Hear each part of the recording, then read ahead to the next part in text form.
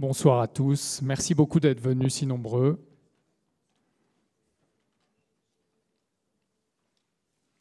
Je vous propose qu'on commence tout de suite. On a un programme bien chargé. Alors, pour cette soirée, sur les PFAS, donc pour les professionnels de santé, donc on a beaucoup d'inscrits, des professions très différentes, des gens qui travaillent en ville, des gens qui travaillent à l'hôpital. Et vous avez bien fait de venir parce qu'on a des intervenants de grande qualité. Donc vous saurez tout sur les PFAS à la fin de cette conférence.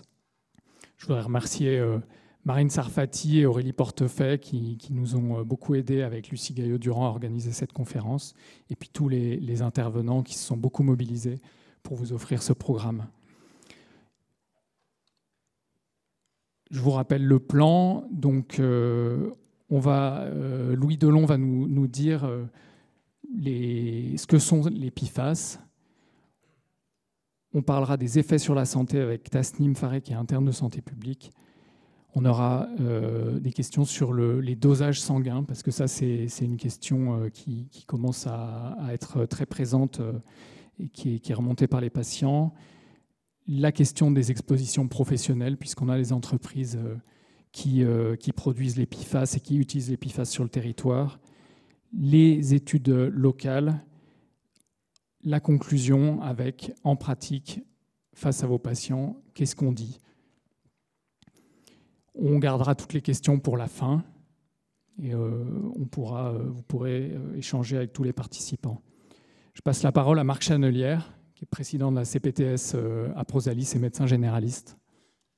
Merci beaucoup. Le micro va aider ma voix aujourd'hui, puisque ce n'est pas les PFAS, mais vraisemblablement plus les pollens. Et peut-être vous dire en préambule, c'est important qu'on n'a pas de liens d'intérêt, notamment commerciaux, à vous déclarer. Et notre parole, elle engagera bien sûr nous-mêmes, mais elle n'engage pas derrière de liens d'intérêt spécifiques. Et peut-être pour inscrire au-delà du territoire cette soirée qui transcende finalement les limites de la ville et l'hôpital, vous dire que qui que vous soyez, vous avez été déjà confronté à ces questionnements peut-être vous-même. Vous pensez qu'il y a des risques pour mon bébé et mes enfants? C'est cette femme qui vient au cabinet et à qui, une fois, vous avez dit que c'était chouette d'avoir un poulailler, qu'en plus d'avoir un développement durable et dans la limitation des déchets, eh bien, c'était chouette que les enfants pouvaient aller donner à manger aux poules. Puis après, elle reçoit quelque chose qui lui dit « il ne faut plus manger les œufs de vos poules ». C'est ce patient qui vient vous dire en consultation, peut-être un jour, docteur, je viens vous dire que j'ai un cancer. Bon, je vais être soigné, mais par contre, je vais porter plainte parce que je sais d'où ça vient. Et comment vous allez gérer ce questionnement? Et puis, c'est aussi, par exemple, cette collègue orthophoniste qui nous raconte qu'une mère, un jour, lui a demandé si finalement les troubles du langage, les troubles développementaux, etc., sa dyslexie, sa dyscalculie, est-ce que ça pourrait venir de là? Vous voyez donc, en tant que soignant, vous allez être confronté à ce genre de choses. D'une part parce qu'il y a des questions en lien avec des pathologies, des diagnostics, des problématiques de santé que vous allez prendre en charge. Peut-être aussi parce que ça sera dans ce que j'appellerais peut-être le petit bavardage. Quand vous allez discuter avec les gens, c'est loin d'être inutile, ça apporte des informations et ça permet d'explorer aussi des choses qui vont au-delà de la prise en charge. Et puis aussi parce que finalement, en tant que soignant, vous avez un rôle professionnel important et qu'on va venir vous solliciter pour chercher des informations qui soient des informations probantes, avec un bon niveau de preuve, qui vont un peu dépasser ce qui peut être des fois des peurs et des frayeurs. Et puis aussi dire que la plupart d'entre nous, on n'habite pas très loin du territoire dans lequel on travaille et on est nous-mêmes confrontés en tant que citoyens. On a donc un jour réfléchi à cette soirée et on s'est dit que l'organiser conjointement entre la ville et l'hôpital, ça faisait sens à l'échelle du territoire. Et vous dire que finalement, lors d'une rencontre, je dirais ville-hôpital, hôpital-ville, pour ne froisser personne, en novembre, il y avait des besoins qui avaient été exprimés, avoir un état des lieux concernant les données actuelles, parce que je ne sais pas s'ils sauront tout sur les PFAS, mais en revanche, j'espère qu'ils sauront tout ce qu'on sait sur les PFAS et tout ce qu'on ne sait pas. Vous donner des informations validées, fiables, dans la limite de ce qu'on peut vous dire, et puis vous dire que vous serez plus à même, sans doute, d'informer, de prendre en charge vos patients, y compris sur ces problématiques. Et on va tout de suite continuer la soirée en donnant la parole à Louis Delon, qui va nous dire qu'est-ce que c'est qu'un PFAS. Merci. Donc bonsoir à tous. Donc Louis Delon, moi je représente un collectif citoyen qui s'appelle Osons l'eau Seine, qui tente entre autres d'objectiver la contamination des milieux au PFAS dans l'agglomération lyonnaise. Alors je vais commencer par essayer de vous expliquer ce que c'est qu'un PFAS et puis ensuite je vous ferai part de quelques études qu'on a fait au sein du collectif pour essayer de comprendre la contamination. Alors la première définition de ce que c'est qu'un PFAS, elle arrive au début des années 2010. Elle a évolué entre-temps. Aujourd'hui, il n'y a pas réellement de définition harmonisée, mais si on s'en tient à la définition de l'OCDE, un PFAS, bon, vous le savez, en chimie organique classique, c'est la chimie du carbone et de l'hydrogène. Un PFAS, c'est une molécule dans laquelle vous avez au moins un groupement CF2 ou un groupement CF3 sur la molécule. Donc vous substituez des atomes d'hydrogène par des atomes de fluor, et cette substitution va avoir pour conséquence de modifier profondément les propriétés physico-chimiques de la molécule. Alors ici, je vous ai présenté quelques exemples. Globalement, on définit les PFAS en deux grandes classes, les PFAS de type polymère et les PFAS de type non polymère, ce qu'on appelle aussi des petites molécules. Les PFAS de type polymère, ça va être le revêtement que vous avez sur les poêles anti-adhésives, le PTFE, qui a bien d'autres applications, mais ça c'est probablement la plus connue. Vous voyez que c'est donc une longue chaîne de molécules, d'atomes de carbone liés à des atomes de fluor. Et puis, vous avez d'autres types de matériaux polymères, type PVDF, qui eux ont plutôt des applications très industrielles. Le Kinard d'Arkema notamment, puisque à Lyon, Arkema fabrique du PVDF. Et ça a notamment des applications dans les piles à hydrogène, les peintures, enfin tout un tas d'autres applications industrielles. Et puis sur la partie non polymère, donc la partie petite molécule, vous voyez, c'est des molécules qui sont sensiblement différentes. Là, c'est comment dire, les PFAS, c'est beaucoup de choses. On recense à peu près 200 applications industrielles de PFAS différentes. Mais globalement, ici, j'ai mis quelques exemples qui sont les plus marquants, les plus parlants peut-être. Mais par exemple, le Prozac, le principe actif du Prozac, la fluoxétine, est un PFAS. Vous voyez, il y a un groupement CF3 à l'extrémité du groupement aromatique. Et puis, à peu près 15% des pesticides qui sont actuellement commercialisés en France sont aussi des PFAS, toujours parce que vous avez ce groupement CF3 attaché à la molécule. Alors, je ne vais pas rentrer trop dans le détail, le temps imparti est relativement court, mais notamment dans les applications qui ont contribué fortement à la contamination des milieux au PFAS, il y a les mousses anti-incendie, puisque partout où on a fait des exercices anti-incendie, notamment les bases militaires ou les aéroports, les nappes souterraines sont contaminées et parfois très fortement contaminées. Alors du coup, si on s'en tient aux bases de données scientifiques, les PFAS, c'est plusieurs millions de molécules, mais évidemment majoritairement des molécules à des fins de recherche uniquement. C'est quelques milliers de molécules qui ont été commercialisées, donc là les chiffres varient entre 4 000 et 20 000, ça dépend des agences. Et des molécules qui ont été produites à l'échelle industrielle, vraisemblablement quelques centaines, autour de 200, 250. Et les molécules qui sont réglementées dans l'eau et dans l'alimentation, c'est 20 molécules dans l'eau et 4 dans l'alimentation. Évidemment, les 4 molécules réglementées dans l'alimentation, enfin dans l'alimentation d'origine animale, sont aussi dans les 20 qui sont dans l'eau. Alors, du coup, quand on parle de ces molécules réglementées, en fait, on ne parle pas de tous les PFAS, on parle de 20 molécules, et ces 20 molécules, c'est ce qu'on appelle des acides perfluorés, qu'on appelle aussi des PFA. Et là, vous voyez, je vous ai présenté globalement, alors très schématiquement, la structure chimique. C'est une chaîne carbonée, on va dire perfluorocarbonée, puisqu'elle est entièrement, tous les carbones sont entièrement substitués par des fluors. Et ces acides perfluorés sont de 3 types, carboxylique, sulfonique, phosphonique. Ça, c'est des choses que vous devez connaître. Dans la réglementation, c'est les acides carboxyliques et sulfoniques qui sont concernés parce que c'est ceux qui ont été le plus utilisés d'un point de vue industriel. Les phosphoniques ont été utilisés, mais de façon moins importante. Alors, ces molécules, elles ont des particularités, évidemment, en fonction de leur longueur de chaîne, elles vont avoir des propriétés différentes. Mais elles partagent une propriété commune, c'est que c'est des molécules qui sont solubles dans l'eau. Alors, c'est des molécules tensioactives. Plus en fonction de la longueur de chaîne, le pouvoir tensioactif va être plus ou moins important. C'est ce qu'on appelle aussi des fluorosurfactants. Mais ce qu'il faut retenir, c'est que c'est des molécules qui sont solubles dans l'eau. Et comme elles sont solubles dans l'eau, elles vont pouvoir diffuser comme ça sur de longues distances à travers les réseaux hydrologiques.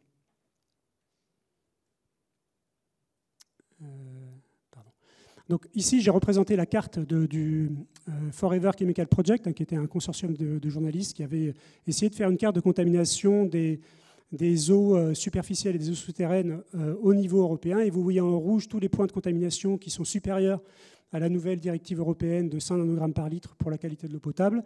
Donc, ça montre quand même que le problème des PFAS, ce n'est pas uniquement un problème lyonnais, c'est un problème qui est global.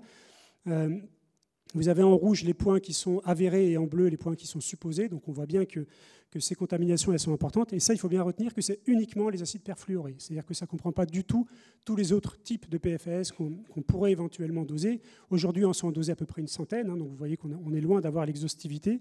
Mais il faut quand même retenir que beaucoup de PFAS peuvent se dégrader et in fine se dégradent dans les vins qui font partie de la réglementation. Alors historiquement, les industriels ont à partir des années 50-60, commencé à utiliser des PFAS dans un certain nombre de procédés, dans un certain nombre de produits. Historiquement, c'était ce qu'on appelait les chaînes longues, donc les molécules historiques. Et ces chaînes longues, il s'est trouvé à partir du début des années 2000, enfin plutôt début des années 90, mais vraiment avec le scandale du pont de Nemours aux États-Unis, début des années 2000, que c'était des molécules qui étaient non seulement très bioaccumulables, mais en plus très toxiques, c'est-à-dire toxiques à très faible dose.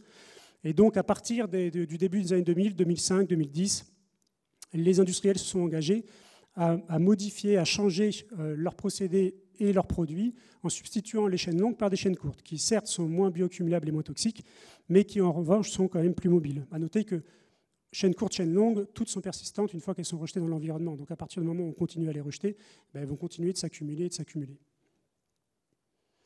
Alors ici, je vous ai présenté une carte un petit peu donc ça c'est une publication qui est sortie récemment du travail qu'on a fait avec l'équipe de Sébastien Sauvé sur la contamination des eaux superficielles et des eaux souterraines. Alors ça concerne que le sud de Lyon parce qu'en fait au départ on pensait qu'on était quand même, c'était la zone qui était principalement concernée par le problème de la contamination des eaux souterraines.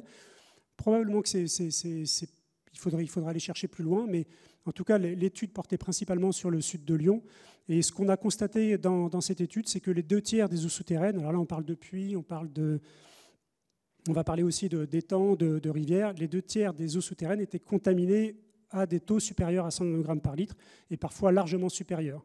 Avec quand même une particularité, c'est que la majorité de la contamination concernait les chaînes courtes, donc quand même des molécules qui ont un profil toxicologique et bioaccumulable moindre par rapport aux molécules historiques.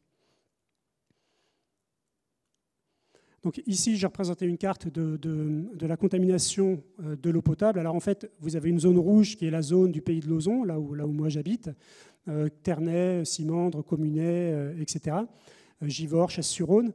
Cette zone-là, en fait, c'est la plus contaminée parce que c'est celle qui est alimentée intégralement par le champ captant de Ternay, qui est le champ captant le plus contaminé aujourd'hui dans la région lyonnaise. Et puis vous avez toute la partie ouest et nord de Lyon, enfin une partie ouest et une partie nord de Lyon, qui est également contaminée à des niveaux moindres parce qu'il y a des réseaux d'interconnexion et qu'ils n'utilisent pas intégralement, soit ils utilisent l'eau du champ captant de Grigny qui est un petit peu moins contaminée, soit ils utilisent des eaux qui sont mélangées. Alors là, je voulais vous parler de quelques solutions de filtration qu'on a testées, nous, au sein du collectif, parce qu'en fait, c'était une forte demande des habitants de notre secteur. Comment est-ce qu'on fait pour décontaminer l'eau en attendant que les travaux soient réalisés au niveau du champ captant?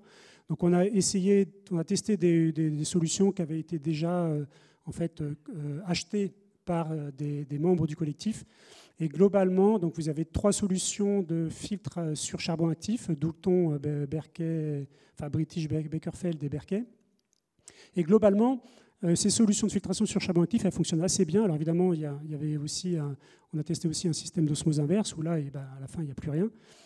Et globalement, ça marche assez bien. D'abord parce que ça enlève toutes les chaînes longues et ensuite parce que globalement, on arrive à tomber sur des taux qui sont un peu plus satisfaisants avec uniquement des molécules de type chaîne courte.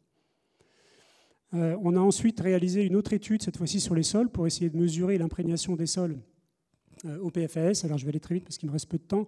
Mais globalement, ce qu'on a pu constater, c'est que majoritairement, les sols étaient contaminés aux chaînes longues. Donc tout à l'heure, je vous ai dit que dans les eaux souterraines, on retrouvait majoritairement des chaînes courtes. Dans les sols, on retrouve majoritairement des chaînes longues. Donc les chaînes longues sont vraisemblablement sorbées de façon plus importante dans les sols et les chaînes courtes ont tendance à être plus mobiles et à descendre en profondeur. Et globalement, ce qu'on a constaté, c'est que la contamination des sols, elle suit globalement la hausse des vents au niveau de Pierre-Bénite. Et donc, on voit qu'il y a des contaminations très importantes. Alors là, il faudrait grossir un peu pour le voir un peu mieux, mais une contamination très importante au niveau de Pierre-Bénite avec des sols très contaminés. Et puis ensuite, une diffusion un peu plus une contamination beaucoup plus diffuse au fur et à mesure qu'on s'éloigne vers le nord ou vers le sud. Et si on met en parallèle cette carte de contamination des sols avec la carte de contamination des sols qui avait été réalisée par l'ARS, des œufs, qui avait été réalisée par l'ARS, on voit bien qu'il y a un lien direct entre la contamination des œufs et la contamination des sols. À noter quand même que la contamination des œufs, il n'y a que 4 molécules à chaîne longue qui sont réglementées, alors qu'on retrouve dans les œufs d'autres molécules à chaîne longue qui ont un profil toxicologique tout aussi inquiétant, mais qui ne sont pas référencées dans la réglementation. Et puis je veux dire un petit mot rapide sur l'imprégnation ou la contamination potentielle des légumes. Globalement, on a été relativement rassuré de la contamination des légumes puisque on retrouve un peu de PFAS à chaîne longue dans certains légumes, notamment des légumes feuilles type mâche, épinards ou blettes. Mais enfin, ça reste quand même à des taux qui sont relativement modestes. Et globalement, en dehors de ces cas très spécifiques, il n'y a pas de contamination de molécules à chaîne longue dans les légumes, un petit peu de molécules à chaîne courte, mais à des concentrations qui vraisemblablement ne présentent pas de risque ou d'inquiétude particulière. Donc juste pour conclure, en fait, ce qu'on peut conclure et ce qui a globalement été retrouvé aussi dans un certain nombre d'autres cas de contamination au PFAS, c'est qu'on va retrouver les chaînes longues qui sont principalement, notamment les chaînes très longues dans le sol, les chaînes courtes principalement dans les nappes souterraines, et puis en intermédiaire, on a quelques molécules qu'on retrouve un petit peu dans les sols, un petit peu dans l'eau, notamment du PFOA. Voilà, je vous remercie de votre attention. Merci beaucoup. Et maintenant, c'est Tasnim qui va nous parler des effets sur la santé. J'en profite pour vous dire que j'ai oublié, mais on filme et on diffusera sur une chaîne YouTube dont on vous donnera l'adresse à la fin. Donc, vous pourrez retrouver sur Internet toute la présentation. Merci. Bonjour, donc, je suis interne de santé publique et pour ma partie, je vais présenter la synthèse des connaissances qui viennent de la recherche qu'on a sur les effets des PFAS sur la santé. Pour faire le lien avec ce qui a été dit avant, comment on se retrouve avec des PFAS dans le sang? En fait, schématiquement, il y a 2 chemins. Le premier, c'est les PFAS qui sont émis dans l'environnement, qui sont ensuite bioaccumulés dans la nourriture. Et donc, la voie d'exposition la plus importante, c'est l'ingestion. Et puis, il y a un autre chemin, en fait, c'est par les biens de consommation qu'on utilise qui peuvent en contenir. Par exemple, les ustensiles qui peuvent avoir des PFAS dans leur revêtement anti-adhésif, certains vêtements imperméables aussi, les cosmétiques. Et donc là, il y a un contact plus par inhalation ou contact cutané, et qui reste une voie d'exposition mineure par rapport à l'ingestion. Et il y a aussi la voie transplacentaire. Donc, les PFAS passent la barrière transplacentaire et donc les fœtus sont aussi exposés. Et également, ça passe dans le lait maternel. Donc, les enfants en bas âge peuvent aussi être exposés aux PFAS. Dans la littérature, les organes et les systèmes cibles les plus étudiés, il y a en particulier donc les organes, le système endocrinien avec la thyroïde, l'effet sur le système immunitaire, le cancer avec notamment le cancer des testicules et du rein, et puis les effets sur la santé materno-fétale. On va rentrer un peu plus dans les détails après, simplement pour vous dire que l'EPA, donc l'Agence de protection de l'environnement américaine, a fait une cartographie des études épidémiologiques jusqu'en 2022. Donc il y a plus de 200 études qui sont sorties, et ça a commencé au début des années 2000. Simplement pour vous dire que on ne peut pas couvrir tous les PFAS et on ne peut pas non plus couvrir parfaitement tous les systèmes, tous les effets sur la santé. Mais actuellement, il y a des instances qui ont commencé à faire un travail de synthèse et d'analyse et finalement, quelles sont les conclusions qu'on peut en retenir aujourd'hui. Dans celle que je vais présenter, je vais présenter les plus récentes et les plus exhaustives sur le sujet. Il y a l'ATSDR, qui est l'agence de toxicologie américaine, qui a fait un profil toxicologique des PFAS les plus étudiés. Il y en a 4, c'est le PFOA, le PFOS, le PFHXS et le PFNA, en reprenant des études épidémiologiques sur l'humain, mais aussi des études chez l'animal et des études sur les mécanismes biologiques, et en analysant PFAS par PFAS. La NASEM, qui est l'Académie nationale de médecine des États-Unis, a fait un travail analogue. La différence majeure, c'est qu'eux, ils considèrent les PFAS comme un ensemble, comme une famille, et pas les PFAS individuellement. Et puis il y a l'IARC ou le CIRC, donc le Centre international de recherche sur le cancer, qui a fait une monographie sur les PFAS qui a été mise à jour en 2023. Et donc les monographies, pour vous dire, c'est un énorme travail de synthèse où on reprend toutes les études chez l'homme, chez l'animal et les études également sur les aspects biologiques pour dire à la fin, on classifie en fonction du risque cancérigène. Voilà. Alors, je vais rentrer un peu plus dans les détails.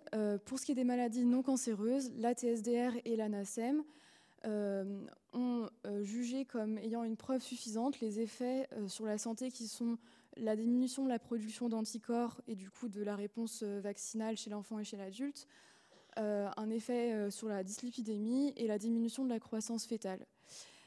Avec des preuves plus limitées ou suggestives, altération des enzymes hépatiques, hypertension pendant la grossesse, dysthyroïdie et rectocolite hémorragique.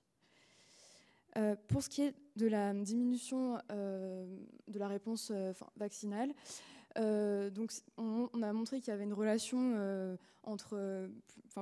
plus on est exposé au PFAS, moins on produit d'anticorps, notamment pour ce qui est des anticorps contre le tétanos, la diphtérie et la rubéole. Voilà, mais ça, c'est des études qui ont montré ce lien dose-exposition, mais c'est des études qui portent sur une réponse qui est immunitaire, mais pas sur l'effet clinique. Donc, on ne sait pas comment ça se traduirait vraiment sur la réponse clinique immunitaire. Ça empêche évidemment en aucun cas les vaccinations obligatoires. Il y a aussi augmentation donc, du cholestérol total, du cholestérol LDL et des triglycérides, mis en évidence pour certains PFAS. Et comme dit précédemment, on n'a pas encore réussi à mettre en évidence avec certitude qu'il y a une association avec le diabète, l'obésité, le syndrome métabolique. Donc voilà, on voit qu'il y a un effet sur les lipides, mais derrière, on n'est pas encore certain que ça a un effet sur les maladies métaboliques.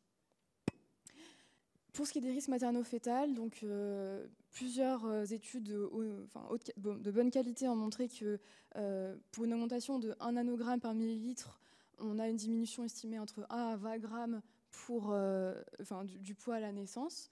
Pour ce qui est des autres outcomes de la grossesse, comme la prématurité, les fausses couches, ça, on est moins sûr. Les études sont moins consistantes, elles arrivent moins cohérentes là-dessus. Les résultats sont moins cohérents.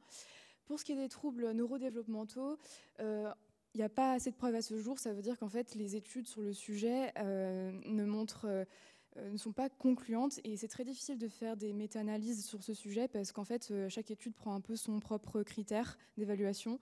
Mais en tout cas, pour le moment, il n'y a pas de méta-analyse qui arrive à montrer un effet. Et pour la mère, les résultats sont assez contrastés. Il y a encore beaucoup d'études qui montrent qu'il n'y a pas d'effet et on a besoin de comprendre mieux les mécanismes biologiques derrière.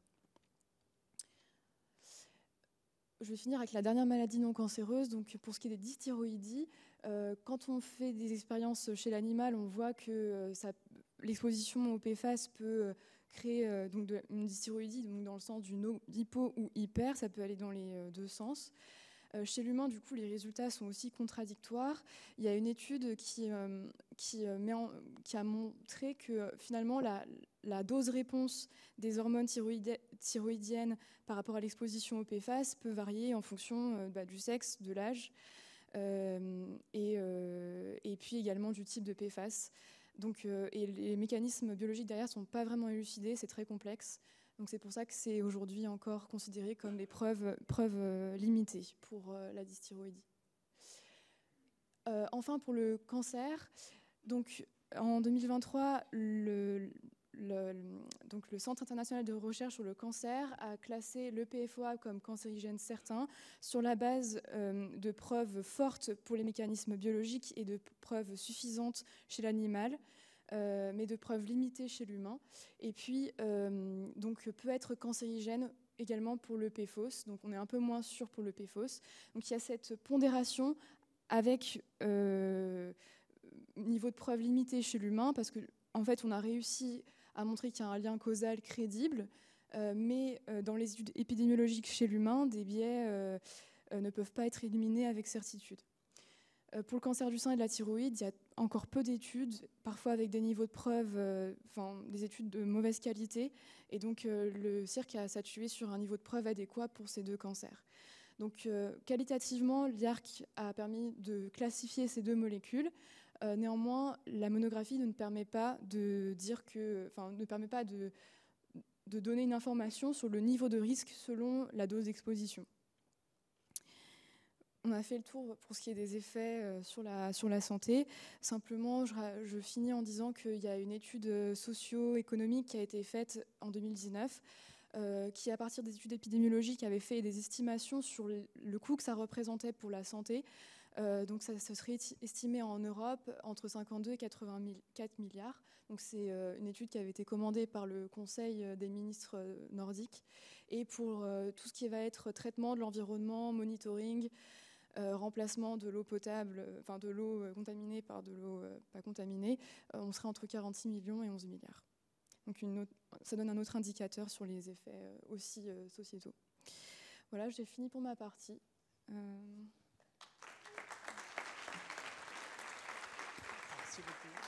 Merci Tasnim. Donc maintenant, on va parler des dosages sanguins avec le professeur Jérôme Guiton, toxicologue à Lyon Sud.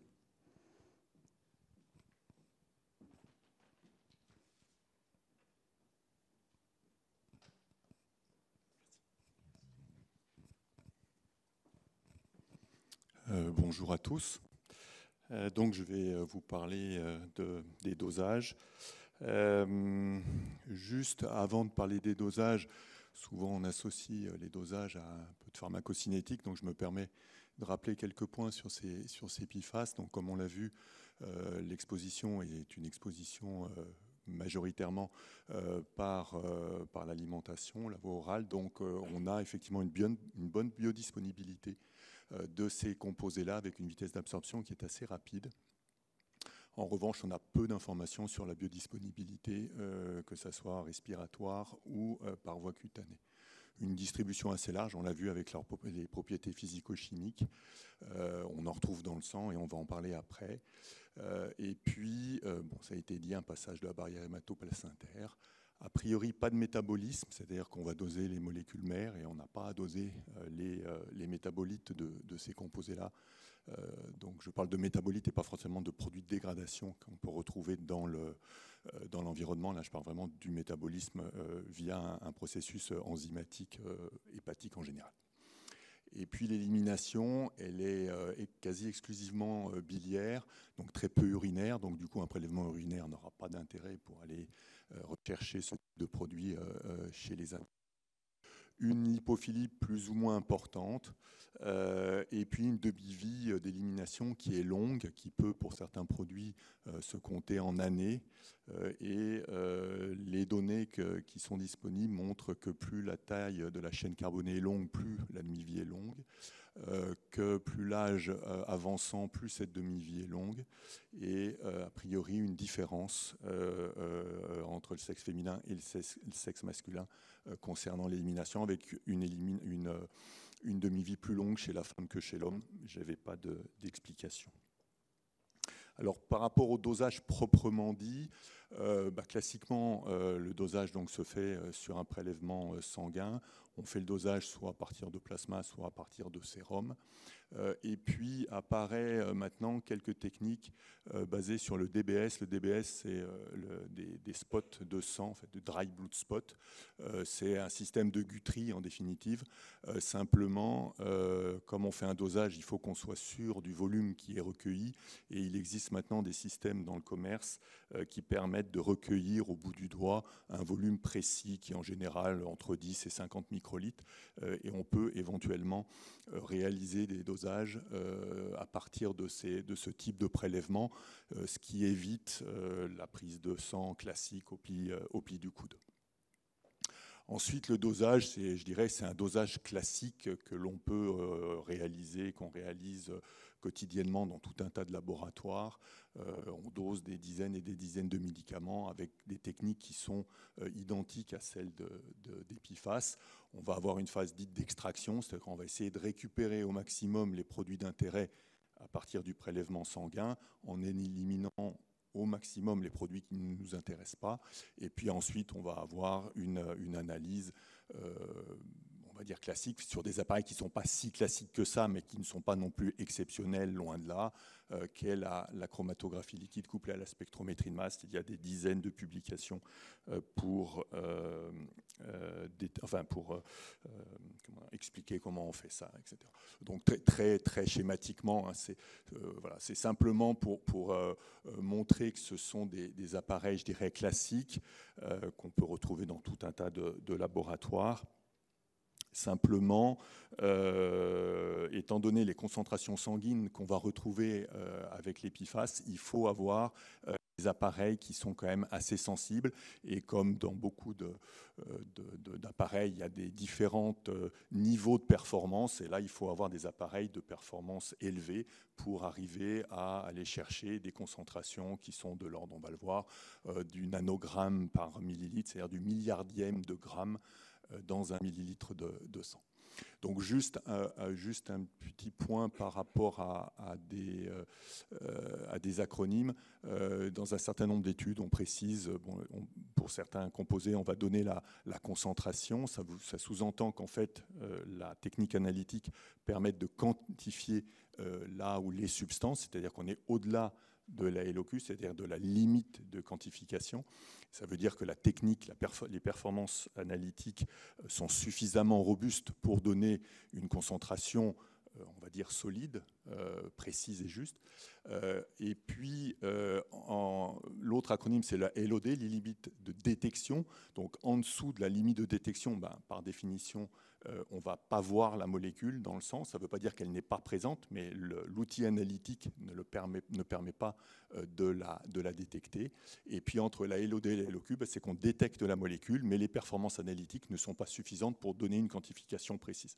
Pourquoi je vous raconte ça? Simplement parce que dans un certain nombre d'études, on va dire on va quantifier tel et tel produit, et 15 ou 30 ou 40% des autres produits ont été détectés, mais non quantifiés. C'est-à-dire qu'ils sont bien présents. On ne peut pas donner de concentration précise, mais on est capable de les voir. Alors, comme vous l'avez bien compris, ces PFAS, il y en a à peu près partout. Et il y a un certain nombre de précautions à prendre lorsqu'on va faire un prélèvement. Au moment du prélèvement proprement parlé, c'est-à-dire éviter bien évidemment toute contamination du prélèvement, de l'échantillon. Donc le patient ne doit pas s'être crémé avant, pas de lotion, de produits solaires, etc., etc. Et le préleveur doit forcément porter des gants et éviter le latex. Et puis la difficulté, l'une des difficultés des dosages de ces molécules, outre que les concentrations, donc, comme je vous le disais, sont très faibles, eh bien, ces appareils sont constitués de tout un tas de matériaux, plastiques, etc. Et ces matériaux peuvent également présenter des PFAS. Donc il faut s'assurer qu'on ne va pas contaminer le prélèvement en passant justement ce prélèvement sur l'appareillage. Donc c'est des techniques qui sont quand même assez délicates. Alors c'est pas j'ai pas fait une recherche exhaustive de ce qui était offert en France. J'ai tapé sur Internet et puis j'ai regardé si je pouvais me faire un dosage de PFAS assez simplement. Et effectivement, il y a des laboratoires, enfin un groupement de laboratoires privés qui offrent la possibilité de faire des dosages. Ils offrent deux offres. Une dans laquelle il y a un panel de 7 PFAS qui sont dosés. Et globalement, ce dosage, ce panel, alors j'ai vraiment pris in extenso ce qui est écrit sur le site, donc est à destination des patients, c'est comme ça que c'est indiqué, avec donc un acte qui est hors nomenclature et un coût du dosage de 85 €, et puis un deuxième panel qui est beaucoup plus large, qui va contenir plus de PFAS, qui est un peu plus cher, qui est présenté comme non plus à l'usage, enfin en tout cas la cible, ce n'est pas les patients, mais plus la médecine du travail, une prescription médicale, etc. etc. Et bon, les offres doivent être relativement nombreuses puisque la Direction générale de la santé s'est émue de ces offres de plus en plus nombreuses, alors pas que en direction des PFAS, mais de façon plus générale par rapport aux métaux, aux pesticides, aux perturbateurs endocriniens, etc., etc.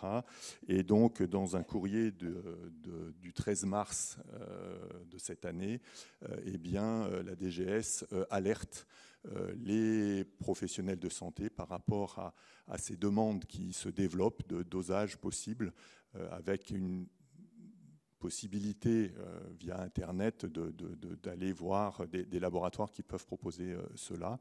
Et donc actuellement, la DGS, en collaboration avec la Société de toxicologie clinique, est en train de faire une étude pour voir ce qui peut être proposé par rapport en particulier de l'interprétation, parce que le dosage c'est une chose, mais après comment on interprète les concentrations, c'en est une autre. Alors, quels sont les plus et les moins, quels sont l'intérêt et les risques de réaliser un dosage pour un individu d'après donc la NACEM. Donc, bon, il y en a un certain nombre, peut-être qu'on peut en retenir un ou deux. Les risques, c'est effectivement la difficulté d'interprétation, c'est-à-dire qu'est-ce qu'on fait après quand je vous dis vous avez 3 nanogrammes par millilitre de sang de tel ou tel PFAS. Et puis éventuellement, ce qui peut être généré aussi chez le patient, chez l'individu, c'est le stress ou l'inquiétude, en définitive, de savoir qu'il a ces composés dans le sang et que potentiellement, ça peut aggraver une maladie ou le rendre malade. Inversement, les bénéfices, le corollaire peut-être, c'est de dire, voilà, je sais que je suis exposé, mais du coup, je suis moins stressé parce que je le sais. Et puis, je vais éventuellement essayer, si j'arrive à connaître les sources ou quelques sources d'exposition, à réduire cette exposition par rapport à cette exposition. Alors, ce qui est certain, de toute façon, c'est qu'une concentration sanguine, quelle que soit la concentration sanguine, mais en particulier celle des PFAS, ça reste un marqueur d'exposition. Ce n'est qu'un marqueur d'exposition, certes d'une dose interne. Donc, ce n'est pas l'exposition qu'on va mesurer dans l'eau ou dans les aliments, etc. C'est une exposition et une dose interne. Ça permet d'évaluer globalement une imprégnation. On sert beaucoup des concentrations sanguines pour connaître globalement l'imprégnation d'un organisme. Ça ne veut pas dire qu'on a plus ou moins de PFAS dans d'autres zones de l'organisme. Mais bien évidemment, ça ne prédit en aucun cas les effets sur la santé et ça ne constitue pas un diagnostic. Alors, pour vous donner un ordre d'idée de concentration, il y a une étude, donc l'étude Esteban, qui avait été réalisée, et donc ils avaient dosé chez les enfants, chez les adultes, etc., différents composés, et en particulier les deux principaux, peut-être les deux plus gros contributeurs, à savoir le PFOS et le PFOA. Donc, vous voyez, en fonction des enfants, des adultes et des produits, on va être dans une zone de concentration qui va varier entre à peu près 1 à 2 nanogrammes millilitres à 10-15 nanogrammes millilitres, à peu près. Alors, je suis désolé, j'ai utilisé deux unités, des fois des nanogrammes ml ou des microgrammes par litre. C'est la même chose. Alors, par rapport à ça, qu'est-ce qu'on peut d'ores et déjà plus ou moins dire par rapport à ces concentrations? Eh bien, qu'il y a eu des valeurs de biosurveillance humaine qui ont été proposées, et deux en particulier, donc l'HBM1 et l'HBM2. L'HBM1, on considérait que si la concentration sanguine était inférieure à l'HBM1, a priori, il n'y avait aucun effet délétère pour l'organisme qui était attendu. Donc ces seuils sont variables en fonction du produit. Je vous ai mis en haut celle pour le PFOS et en bas pour le PFOA. Donc on voit que l'HBM1 pour le PFOS a été fixée à 5 nanogrammes ml, alors qu'elle est de l'ordre de 2,5 pour le PFOA. Et puis le deuxième seuil, c'est l'HBM2, donc, où on considérait qu'au-delà de ce seuil-là, un risque pour la santé était possible. Et là encore, on voit qu'en fonction du produit, ce seuil n'est pas le même. 20 nanogrammes ml pour le PFOS, il est à 10 pour le PFOA, et on discerne encore en fonction de la population. Il est à 10 nanogrammes ml pour la population générale. En revanche, il est diminué de moitié, c'est-à-dire à 5 nanogrammes ml pour les femmes enceintes. Donc il existe d'autres seuils, je vais passer assez vite, qui ont été fixés avec l'EFSA. Mais voilà, on est dans ces zones de concentration. Donc globalement, si, pour retenir de façon un peu, je dirais un peu schématique, ce qui est proposé actuellement, c'est qu'on considère qu'en dessous de 2 nanogrammes ml, les effets sur la santé sont a priori non attendus. Au-delà de 20, on peut raisonnablement penser qu'il y a une augmentation du risque pour la santé. Et puis entre 2 et 20, eh bien, c'est un peu c'est la grosse zone grise, sachant qu'on a une variabilité interindividuelle, et donc qu'une concentration chez un individu peut ou ne pas provoquer chez un autre des effets. Et dans cette zone-là, eh bien, il y a aussi une prévention potentielle qui peut être mise en place en fonction de la concentration. Donc, pour conclure, qu'est-ce qui est important d'expliquer aux patients? Expliquer comment on peut être exposé à ces produits-là, la limite des tests, d'accord, hein, bon, d'accord, c'est une concentration, c'est une exposition, mais ça n'implique pas forcément une pathologie derrière. Les risques et les bénéfices de réaliser un dosage. Et ça peut éventuellement donc guider un suivi clinique de certaines maladies, de faire des dosages. C'est aussi ce qui est un petit peu ce que la DGS reproche au laboratoire, c'est non seulement de faire un peu de la prospection, mais en plus de dire mais non seulement il faut le faire une fois, mais il faut faire un suivi dans le temps pour que vous puissiez voir si ça augmente, si ça diminue, etc. etc. Voilà, je vous remercie.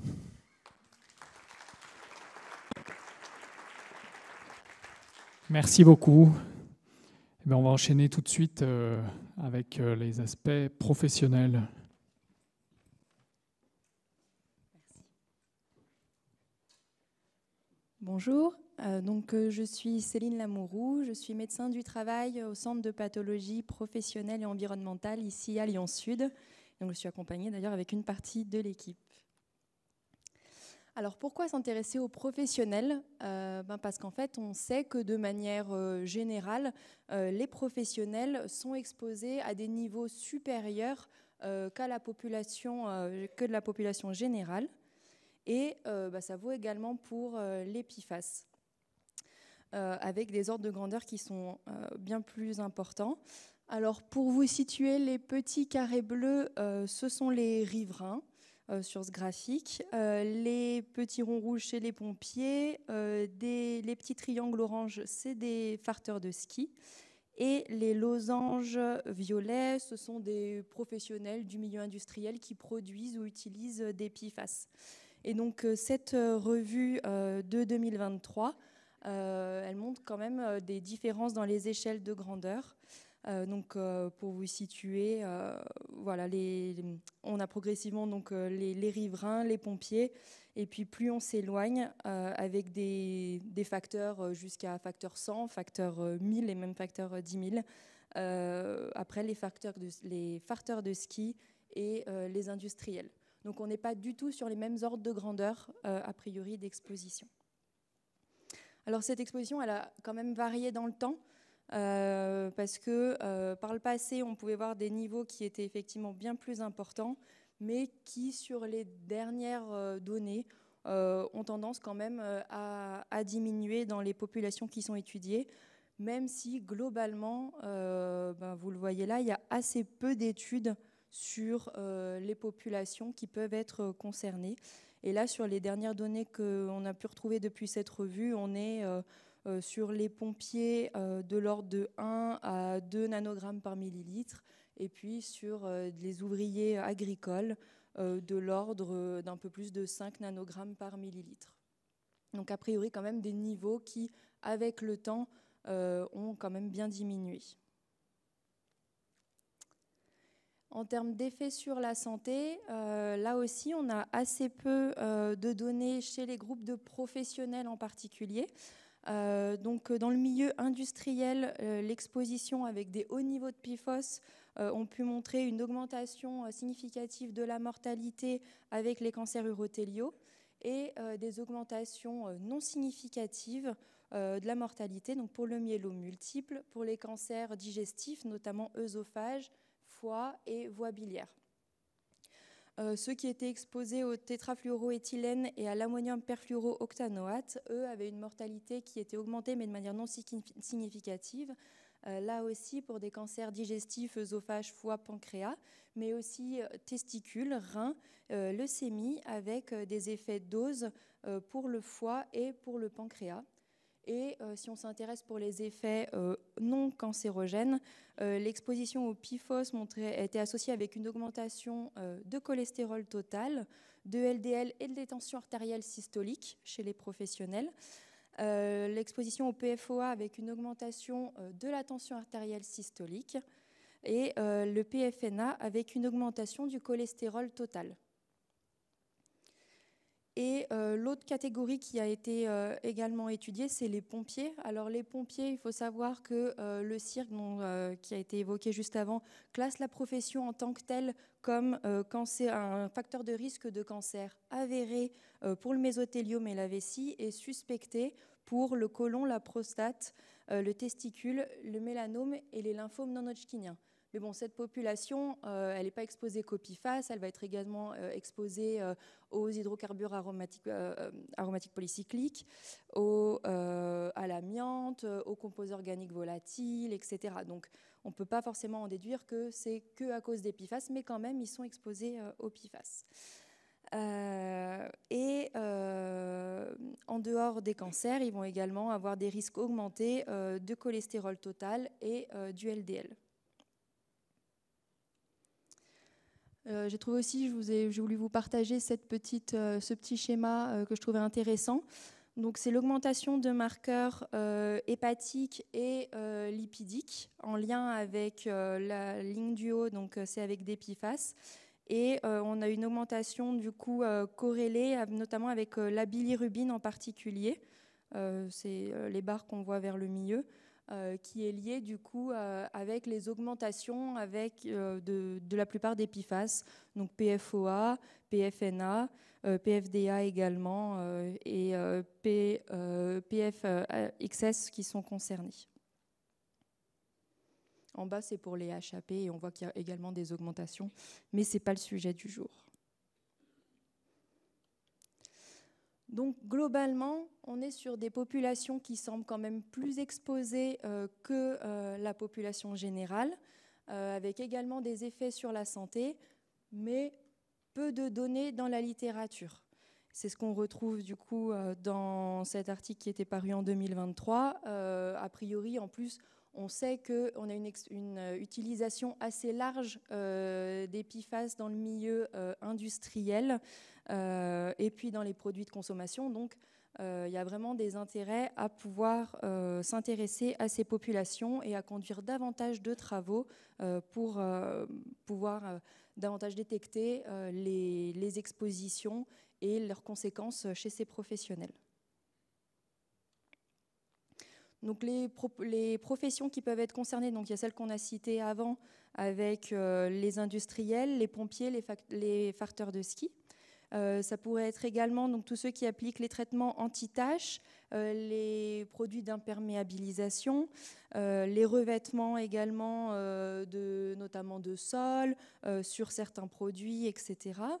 Les producteurs, par exemple, d'encre, de peinture, de vernis, de papeterie, les carrossiers peintres, Ça peut être également les fabricants de produits électroniques, les travailleurs de plaquage de métaux, ceux qui peuvent être impliqués dans le lavage des voitures, dans l'entretien, également dans les produits, dans les usines de traitement de déchets, et puis les exploitants agricoles. Enfin bref, ça représente beaucoup de professionnels et comme vous le voyez, pour la plupart, on n'a pas de données en fait pour tous ceux qui mériteraient, qui semblent concernés et qui mériteraient qu'on s'intéresse à eux. Donc pour ça, il y a un projet d'étude qui est actuellement mis en place en Auvergne-Rhône-Alpes, qui vise justement à pouvoir mesurer les niveaux d'exposition des travailleurs qui sont susceptibles d'être exposés au PFAS en Rhône-Alpes. Donc c'est un projet qui est coordonné par le professeur Vincent Bonneterre à Grenoble, avec l'implication locale du coup pour la région lyonnaise du professeur Charbotel. Et vous, en tant que professionnel, si vous avez des questions sur éventuellement en pratique vos patients, les expositions qu'ils pourraient avoir au niveau professionnel, votre interlocuteur privilégié, c'est le médecin du travail, parce que si jamais vous n'êtes pas au courant, donc avec son équipe pluridisciplinaire, c'est eux qui sont en charge du suivi de la santé des travailleurs à l'échelle individuelle et collective. Ils vont également avoir accès à la liste des produits professionnels utilisés et fabriqués. Voilà, donc ils vont pouvoir avoir les informations s'il y a des PFAS, notamment, eux, ils sauront, avec le détail, etc., les niveaux. Il pourra également conseiller l'employeur sur la gestion du risque chimique, donc justement s'il y a des questions de produits adaptés ou pas, d'équipements de protection, etc. C'est le médecin du travail qui se charge de ça. Et si jamais il y a des questions en lien avec des pathologies qui pourraient être associées avec les PFAS et on pourrait se poser des questions de maintien au poste, c'est également lui qui pourra se prononcer à ce sujet sur les questions d'aptitude, d'aménagement, etc. Donc voilà, en cas de moins de questions, de doutes, vous pouvez contacter le médecin du travail pour toutes ces questions. Je vous remercie.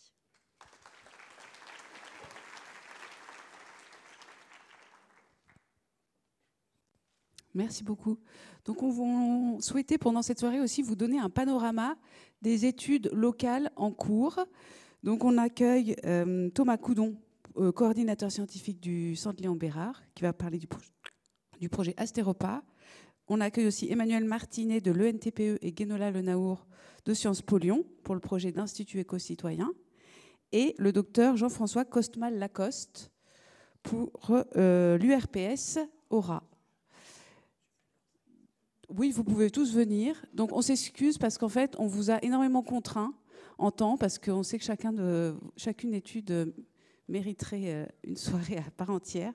Mais c'est pour donner un aperçu de ce qui est en cours actuellement. Donc, nous commençons par le...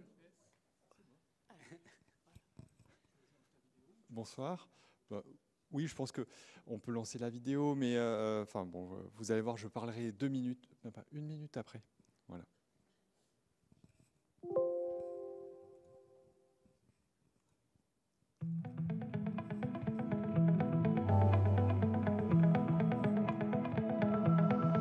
Nous, médecins libéraux, réalisons plus de 31 millions de consultations par an en Auvergne-Rhône-Alpes. Pourtant, notre activité, notre expérience, la diversité de nos patients ne sont que trop peu mises en avant dans la recherche biomédicale. Cela entraîne un écart entre connaissances scientifiques et applicabilité concrète. C'est pour cela que nous avons créé le laboratoire participatif de recherche en santé. C'est une communauté de médecins libéraux et de chercheurs qui s'unissent pour créer des recherches plus adaptées aux pratiques de la médecine de vie. Riches de leurs expériences, les médecins libéraux peuvent proposer des idées de recherche, participer à l'élaboration d'études avec les chercheurs, ou aider à l'inclusion de leurs patients. Le laboratoire participatif est un catalyseur pour faciliter la recherche participative entre les chercheurs et les médecins et mieux répondre aux besoins des médecins sur le terrain. C'est développer une culture de la recherche chez les médecins libéraux. Permettre aux patients en médecine de ville d'avoir accès aux études et aux soins innovants qui sont proposés dans le cadre de recherche. Le laboratoire participatif, c'est pour moi l'opportunité d'apporter à mes patients l'innovation, mais aussi la recherche médicale de pointe dans un cadre collaboratif et communautaire. Alors que vous soyez médecins libéraux ou chercheurs, rejoignez-nous dans la communauté du laboratoire participatif de recherche en santé.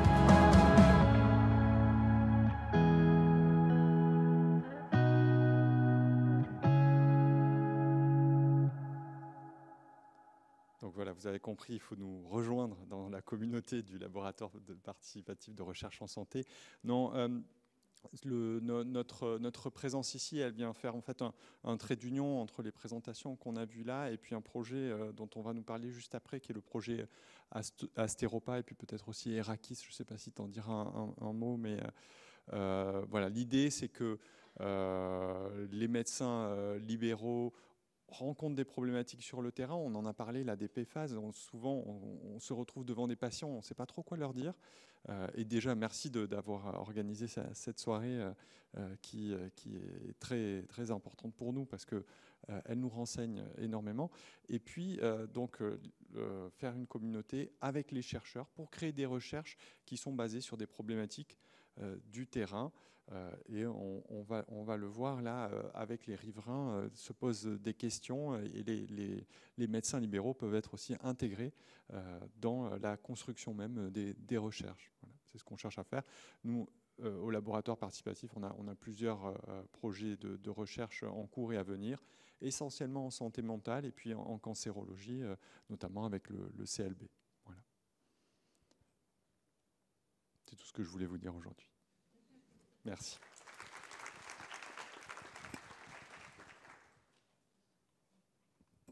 Donc, bonjour à tous, je m'appelle Thomas Coudon, je suis chercheur au Centre Léon Bérard. Du coup, je suis le coordinateur scientifique du projet Asteropa, qui est le premier projet lancé par le CLB pour étudier les liens justement entre l'exposition au PFAS et le risque de cancer. J'ai un temps très court pour vous présenter ce projet, donc je serai heureux d'en discuter avec vous un petit peu après. Mais en résumé, il a 3 volets distincts. Un volet épidémiologique où on va s'intéresser au lien avec le cancer du testicule et le cancer du rein. Donc cancer du testicule, on regarde le taux de PFAS dans le sang dans la cohorte E3N. Cancer du rein, on va regarder plutôt les expositions alimentaires. Pardon, je me suis mélangé. Cancer du testicule, c'est dans la cohorte testis, donc taux dans le sang. Et donc cancer du rein, c'est exposition alimentaire dans la cohorte E3N. Voilà. Donc on a pu du coup dégainer assez vite parce qu'on, dans ces 2 cas, on disposait de données qui existaient déjà, donc des questionnaires alimentaires ou des échantillons sanguins dans le cas de testis. Donc là, on n'a pas encore les résultats, on espère en avoir d'ici la fin d'année ou début d'année prochaine. Il y a un volet environnemental où on va modéliser les rejets atmosphériques de la plateforme Arkema Pierre-Bénite, regarder les zones de dépôt sur le territoire lyonnais, essayer d'identifier peut-être des zones de contamination principales et également la dispersion dans la chaîne alimentaire et comparer avec les données retrouvées dans les œufs par l'ARS notamment. Et on a tout un volet participatif sur lequel je vais m'attarder un tout petit peu maintenant. Donc l'objectif, c'était de travailler avec un groupe de citoyens pour construire des livrables, pour amener de la connaissance, faire de la co-construction. Donc on a un groupe de 7 citoyens qui sont pour la plupart riverains de la plateforme ou en tout cas dans des situations où ils peuvent être exposés et qui suivent le projet depuis le début. Donc on a des réunions à intervalles réguliers, on leur présente les avancées du projet et on leur présente également nos projets en termes de transfert de connaissances, de communication et ils nous donnent des conseils ou ils nous orientent et il se trouve que dans beaucoup de cas ils sont plus experts que nous sur la thématique des PFAS.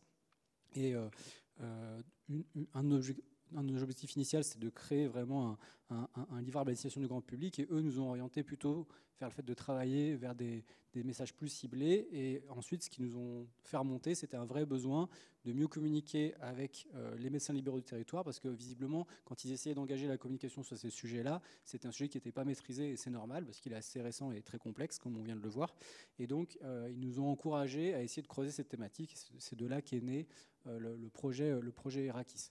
Donc c'est un projet qu'on a déposé pour financement cette année, financement au consortium du CLARA. Donc on aura la réponse dans un mois normalement. Et donc l'idée, c'est pendant 1 an, de travailler conjointement avec des médecins du territoire et des citoyens pour créer un dispositif de sensibilisation/formation des médecins sur les effets des PFAS sur la santé. Donc l'idée, c'est de constituer 2 groupes, un groupe de médecins, un groupe de citoyens, les faire travailler dans un premier temps séparément, essayer d'identifier les items qui leur semblent importants dans ces cadres-là, qu'est-ce qu'ils veulent savoir, qu'est-ce qu'ils pensent pouvoir faire, et ensuite se faire rencontrer deux groupes, regarder les points de concordance et essayer de voir comment on peut apporter de la connaissance aux médecins, comment on peut essayer d'améliorer cette situation-là. C'est un projet qu'on a coécrit avec Promotion Santé Aura, et l'idée à terme, parce que là c'est un petit financement régional pour une durée d'1 an, donc s'il est financé, l'idée à terme c'est d'aller appliquer à une bourse nationale plus élevée pour essayer de valider ce dispositif et pourquoi pas essayer de le généraliser pour que ce soit un peu un processus qui soit appliqué dans le cadre d'autres expositions environnementales comme l'exposition aux pesticides par exemple. Et donc pour terminer, on vous a mis un petit QR code pour vous inscrire si vous souhaitez participer à ce projet. Ça vous demanderait voilà, à peu près une participation d'1 heure et demie, 1 heure et demie tous les mois sur une durée de 7 à 9 mois. Voilà. Donc on peut en rediscuter tout à l'heure, mais je pense que le QR code réapparaît à la fin, il me semble. Voilà. Merci.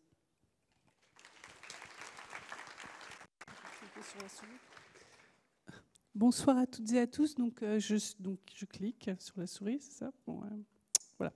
Donc, je suis Gwenola Lenaour, donc je suis sociologue et politiste. Je travaille sur les questions de pollution environnementale et de maladies professionnelles dans le couloir de la chimie depuis maintenant plusieurs années. Et donc, je vais vous présenter 2 des projets dans lesquels je suis engagée avec d'autres, notamment Emmanuel Martinet qui est dans la salle. Alors, le premier projet s'appelle Opale.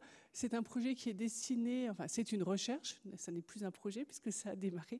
C'est une recherche qui est destinée à documenter l'histoire des expositions professionnelles au mélange dont on a parlé, donc au PFAS tout à l'heure, chez les travailleurs de Lyon, avec une dimension fortement participative. Donc 2 mots pour expliquer l'origine de ce projet.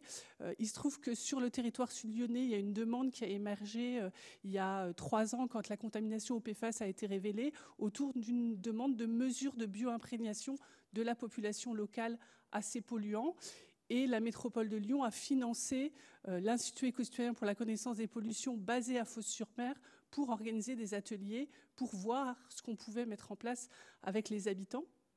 Et dans le cadre de ces ateliers, sont remontées régulièrement des demandes de mieux connaître les expositions professionnelles des salariés de la plateforme Arkema Daikin, salariés dont beaucoup des riverains pensent qu'ils ont été particulièrement exposés durant les décennies pendant lesquelles ils ont travaillé au contact de ces substances. Et puis ensuite, les premiers concernés, donc les salariés de la plateforme, leurs représentants du personnel, se sont adressés à l'Institut éco-citoyen puis à nous pour demander si on pouvait monter une enquête pour documenter ces expositions professionnelles, ce qu'on a fait, et on a eu un financement de la Fondation pour la recherche médicale pour faire cette recherche, dont les objectifs sont expliqués ici. Le premier, c'est retracer l'histoire de ces usines de production, donc celle d'Arkema, qui a eu plusieurs noms, qui existe depuis 1902, qui produit des PFAS depuis 1957, et de documenter les niveaux de PFAS émis, les mesures de prévention mises en place et les actions éventuelles des travailleurs ou des résidents pour les atténuer. Deuxième objectif, c'est utiliser ces connaissances sur l'usine de production pour retracer l'histoire de l'exposition professionnelle, notamment individuelle, et donc à l'aide là d'entretiens approfondis, puisqu'on est dans des démarches extrêmement qualitatives. Donc le but, c'est avec des entretiens de reconstituer les trajectoires professionnelles et les trajectoires résidentielles. Et puis, troisième objectif, caractériser les niveaux actuels de PFAS dans le sang de ces travailleurs, salariés, sous-traitants, retraités, et adosser ces mesures biologiques à des questionnaires qui ont été élaborés avec Santé publique France et qui seront utilisés dans l'enquête Alban, qui est la suite d'Esteban, dont vous avez entendu parler tout à l'heure. Donc l'enquête est en cours. Donc l'idée, c'est de doser 100 salariés et ensuite de pouvoir réaliser 100 questionnaires, puis ensuite de faire 50 entretiens approfondis, donc sur la moitié de cette population, d'avoir des entretiens qui permettent de reconstruire les trajectoires.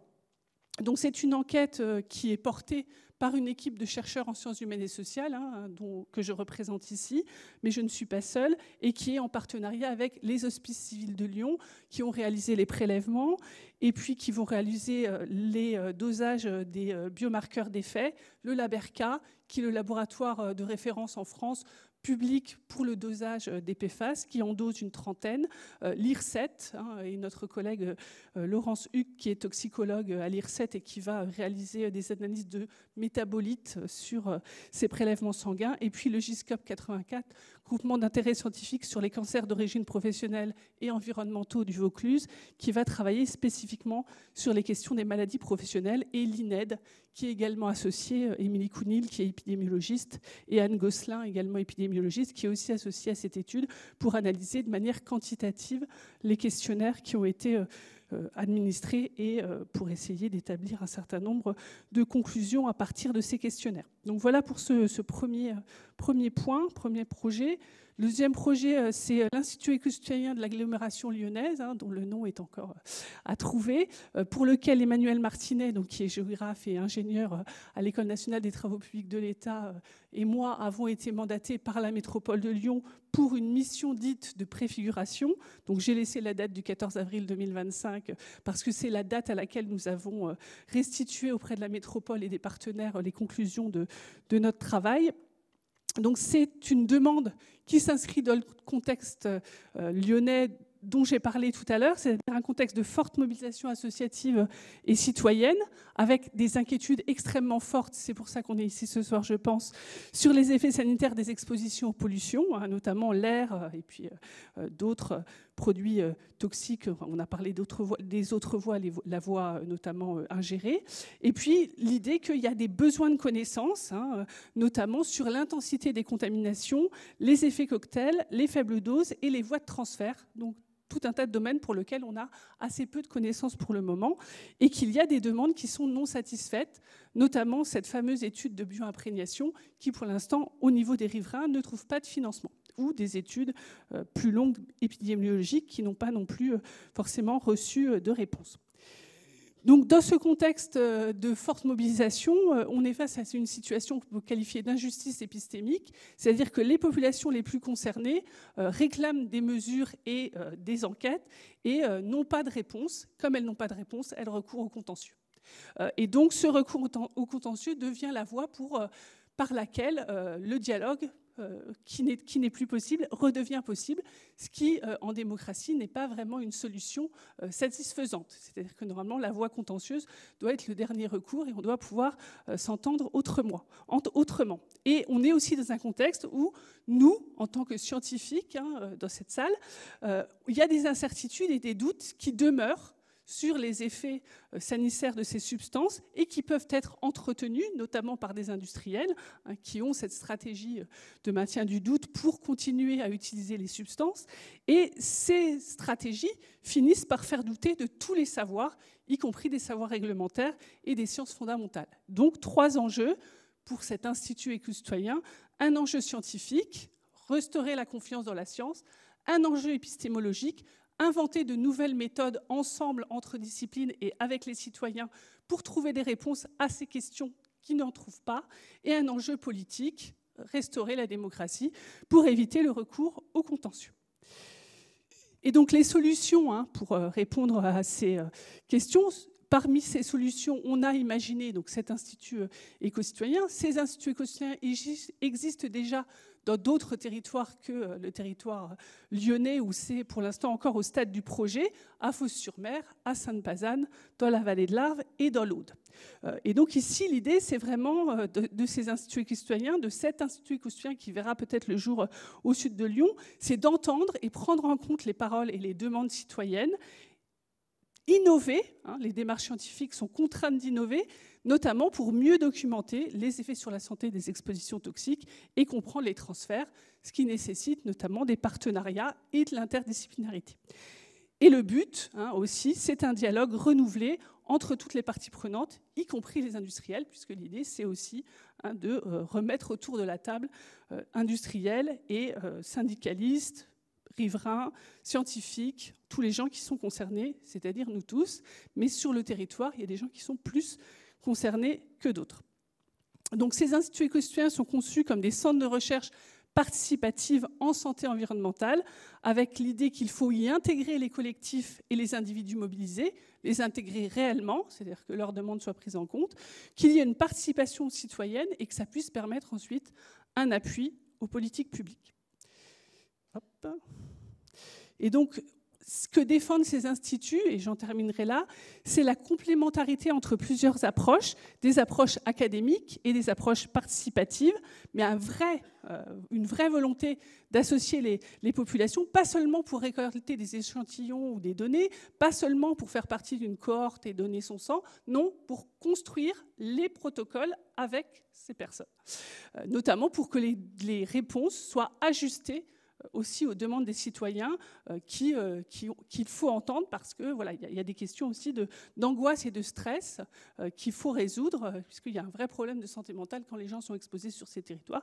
Et ça nécessite aussi de se retrousser les manches et de trouver ensemble des solutions. Donc l'idée, c'est vraiment de travailler en complémentarité avec des équipes et partenariats de recherche, des instruments et des méthodes scientifiques qui sont symbolisés par ces photographies, et puis le savoir de l'expérience qui est permis notamment par la présence continue des citoyens sur le territoire et leurs initiatives de recherche, comme celle de l'association Holocène, qui est assez emblématique de ce type de partenariat. Voilà, je m'arrête là.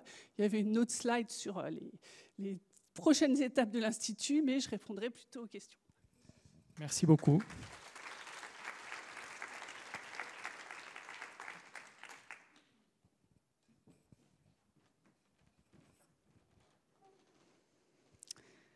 Donc, je suis Lucie Gaillot-Durand, à Napat à Lyon Sud.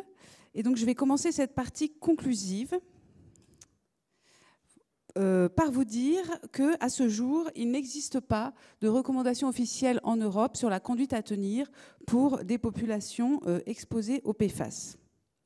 Donc, je vais vous reparler encore de ce guide de recommandation de bonnes pratiques fait par les académies américaines de sciences, d'ingénierie et de médecine, dont on a déjà parlé. Donc, en fait, ces académies américaines proposent tout un algorithme décisionnel aux praticiens de santé américains. Donc, cet algorithme, il est à gauche, et puis je vous l'ai traduit sur la partie droite de la diapositive.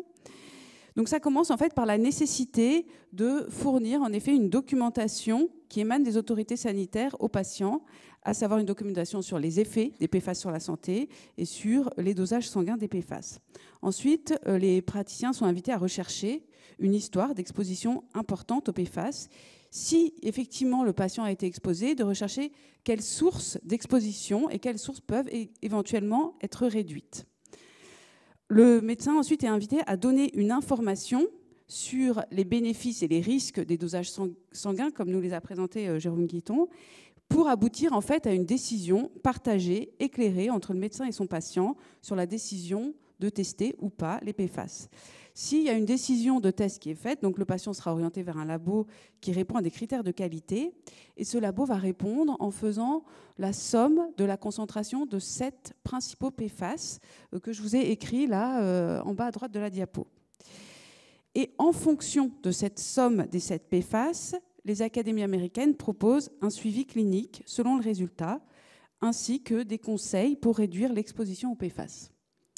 Alors donc voilà comment se présentent ces recommandations de surveillance clinico-biologique dans ce tableau à gauche qu'on va détailler. Et en fait, on retrouve ces seuils pour la somme de concentration de 7 PFAS, donc les seuils de 2 nanogrammes par millilitre et de 20 nanogrammes par millilitre. Donc en dessous, quand la somme est inférieure à 2 nanogrammes par millilitre, il n'y a pas de recommandation particulière. Quand la somme est entre 2 et moins de 20 nanogrammes par millilitre, les académies américaines recommandent une prévention, mais qui reste dans le cadre des recommandations américaines déjà en vigueur en population générale.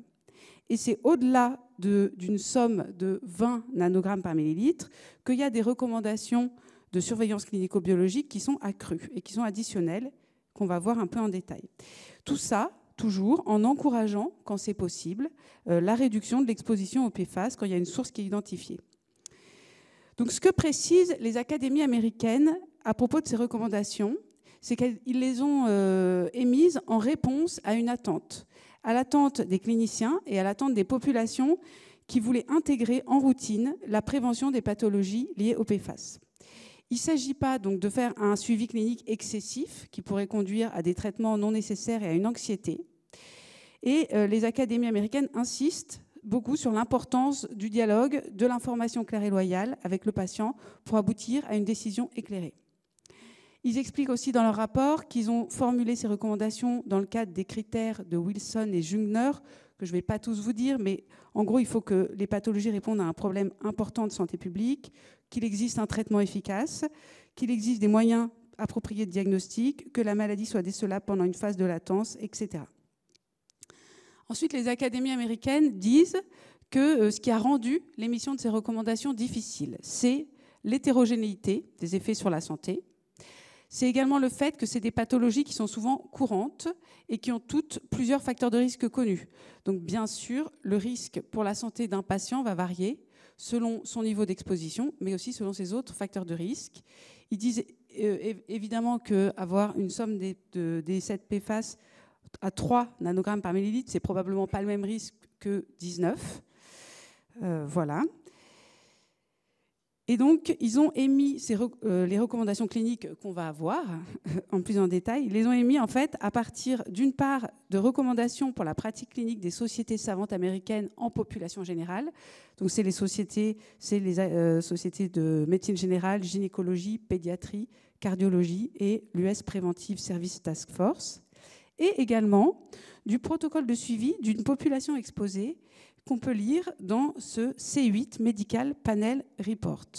En fait, il y a eu un des premiers scandales au PFAS aux États-Unis, en West Virginia, avait conduit à une grosse class action. Et une des décisions de justice avait été de constituer un panel d'experts pour mettre en place un protocole de suivi pour ces personnes qui étaient contaminées au PFOA. Donc maintenant, rentrons un peu dans le détail de ce qui est recommandé donc, aux États-Unis. Quand la somme des 7 PFAS est entre 2 et moins de 20 nanogrammes par millilitre, dans le cadre d'un suivi habituel, il est recommandé de réaliser un bilan lipidique une fois entre 9 et 11 ans, puis une fois tous les 4 à 6 ans après 20 ans, de dépister l'hypertension gravidique lors des visites prénatales et de faire un dépistage du cancer du sein qui correspond aux États-Unis à une mammographie tous les 2 ans entre 50 et 74 ans. Quand la somme des 7 PFAS est supérieure à 20 nanogrammes par millilitre, les académies américaines recommandent, en plus du suivi habituel, de faire un bilan lipidique dès l'âge de 2 ans, et ce qui correspond en fait aux recommandations des sociétés américaines de pédiatrie et de cardiologie pour les enfants et adultes à haut risque. Ils recommandent également de faire à chaque visite un dosage de TSH, de rechercher des signes de cancer du rein à partir de 45 ans, et des signes de cancer du testicule et de rectocolite hémorragique à partir de 15 ans. Donc, je vais vous donner quelques précisions sur ce qui est dit dans le rapport, sur qu'est-ce que veut dire rechercher des signes de cancer du rein. Donc, il n'y a pas de dépistage efficace pour le cancer du rein à un stade précoce. Donc, ce qu'ils recommandent, c'est de faire un interrogatoire sur les antécédents familiaux du patient, sur des symptômes, hématurie macroscopique, douleur abdominale chronique, perte de poids récente, fièvre inexpliquée depuis 1 semaine. Il recommande aussi de rechercher à l'examen clinique une masse abdominale et de faire une bandelette urinaire, avec toutefois des réserves. C'est-à-dire qu'on sait que palper une masse abdominale ne découvrira pas un cancer du rein à un stade précoce et peut être à l'inverse faussement rassurante. Et également une bandelette urinaire, c'est pas du tout, une hématurie n'est absolument pas spécifique, bien sûr. Il y a d'autres causes que le cancer du rein. Que veut dire maintenant rechercher des signes de cancer du testicule? Il recommande également un interrogatoire sur les antécédents personnels et familiaux du patient, sur un antécédent de cryptorchidie, par exemple, et de faire un examen clinique des testicules. Et enfin, pour la rectocolite hémorragique, le C8 Medical Panel recommande de rechercher à l'interrogatoire des signes cliniques tels que fièvre, fatigue, perte de poids, douleur abdominale, sang ou pus dans les selles, rectorragie et diarrhée. Donc, que veut dire une exposition au PFAS? Ça signifie donc une exposition professionnelle, qui nous ont été bien décrites sur toutes les professions concernées.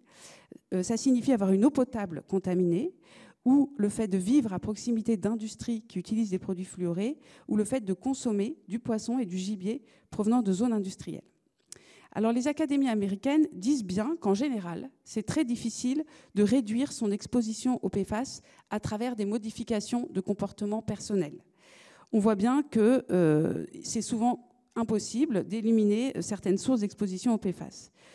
Néanmoins, ils disent qu'il faut quand même préciser aux patients dont l'eau de boisson est contaminée, on peut les informer sur la possibilité de filtrer l'eau et d'utiliser pour ça des filtres qui répondent à des normes.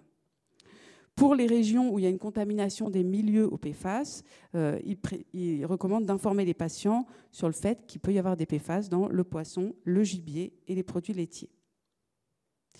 Et enfin, sur ce sujet délicat qu'est l'allaitement maternel, les académies américaines recommandent l'allaitement maternel pour les nourrissons.